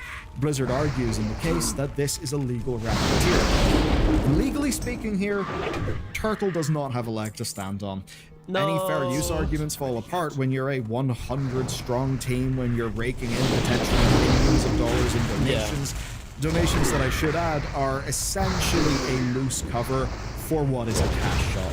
They do brazenly advertise in the United States Yeah, it's like, I feel like so many servers are doing this, and it feels like it's being but I'm just not sure. Like, it's a cash shop, but what you are doing is basically donating to the server, and I'm not speaking about only Turtle here, by the way, but many servers do this exact thing, where you donate to them, you then get donation points, and then you can spend the donation points on actual stuff. It's like donating money to a store, and then getting store credit, and then spending the store credit on stuff. You basically just purchase the stuff, just the wording is different. So you could technically go to the store right now and buy things for free by donating the money, get store credit, and then get stuff on the store for the credit. That is basically exactly what this is, right? in Blizzard's trademarks. And look, would they be running paid ads if they weren't going to see a return on that investment? This argument right here, by the way, I think would be an extremely strong argument, because if they were not making a profit, they would not run ads. When you run ads, you are obviously doing it because you're generating profit. You're not going to run ads simply to publish the server when it's already huge. So that's a huge signal that they're making profit. The lawsuit makes claims about, quote, negative experiences tarnishing the Blizzard brand. They are provably right here. That's because Turtle has been hacked before, and this even led to the leaking of users' personal data. And even if their server core is based on an emulator that supposedly has no real Blizzard code, that actually doesn't matter in this case. You can just download a full client from their site, and that client has all the WoW assets. Now, when I say they thought they were invincible, I meant it. If they have any hope of surviving, which they claim they will, they have one option. And in fairness, it's a fairly good one. It's relying on being outside the United States jurisdiction. Team America! America is not actually the world police. They can't be like, say, the cops from Cyberpunk 2077 that would just teleport right on top of you. The owner of Turtle WoW is Russian, which basically means they're, well, kind of immune. The servers are reportedly hosted in the United Kingdom, operated by a Kazakhstan entity. If legally hunted down, they would have to move somewhere, but there are many somewheres out there, so they otherwise would be fine. And they appear quite confident that they can just hide from US intellectual property law. Blizzard knows that, and that is why Blizzard is using the RICO Act. And that's where the other team members come in, because it could give them power. They might force American and European internet service providers to block access to Turtle servers, or to get their site taken down. As an example, their domain is hosted by Namecheap, which is an American company, so that's free game. Cloudflare as well. And the European defendants in this case are in genuine danger. They could face civil monetary damages, legal fees, and many more. And after touting 500,000 active players, Blizzard could do some serious financial harm. They could ask for many millions. Even if it's the Russian and Kazakhstan elements that hold all the money, everybody else might catch personal liability and somewhat be ruined for life. Though of everyone, it's the Americans involved who are obviously in the most danger. Specifically, there's one, Acolyx, who Blizzard calls the public face of Turtle WoW. And considering me being on a YouTube interview in that role, speaking on behalf of the team, it is hard to deny. Yo, Nixia's insane PR there, by the way. Damn, included in the Bellular video. He's kind of Blizzard's in a way, because he is an American. US courts have direct access to everything, not just the money. You see, discovery in the law is when you can force evidence out of the other party. Acolyx could give up financial records, and that would give Blizzard a legal trail to follow. And of course, if you hide evidence from discovery, you're very much in a lot of trouble. Discord, for example, could be asked to hand over direct messages from everyone involved. And that might actually be the plan. For years across Reddit and forums, there have been allegations of a private server empire with... So basically they might use Discord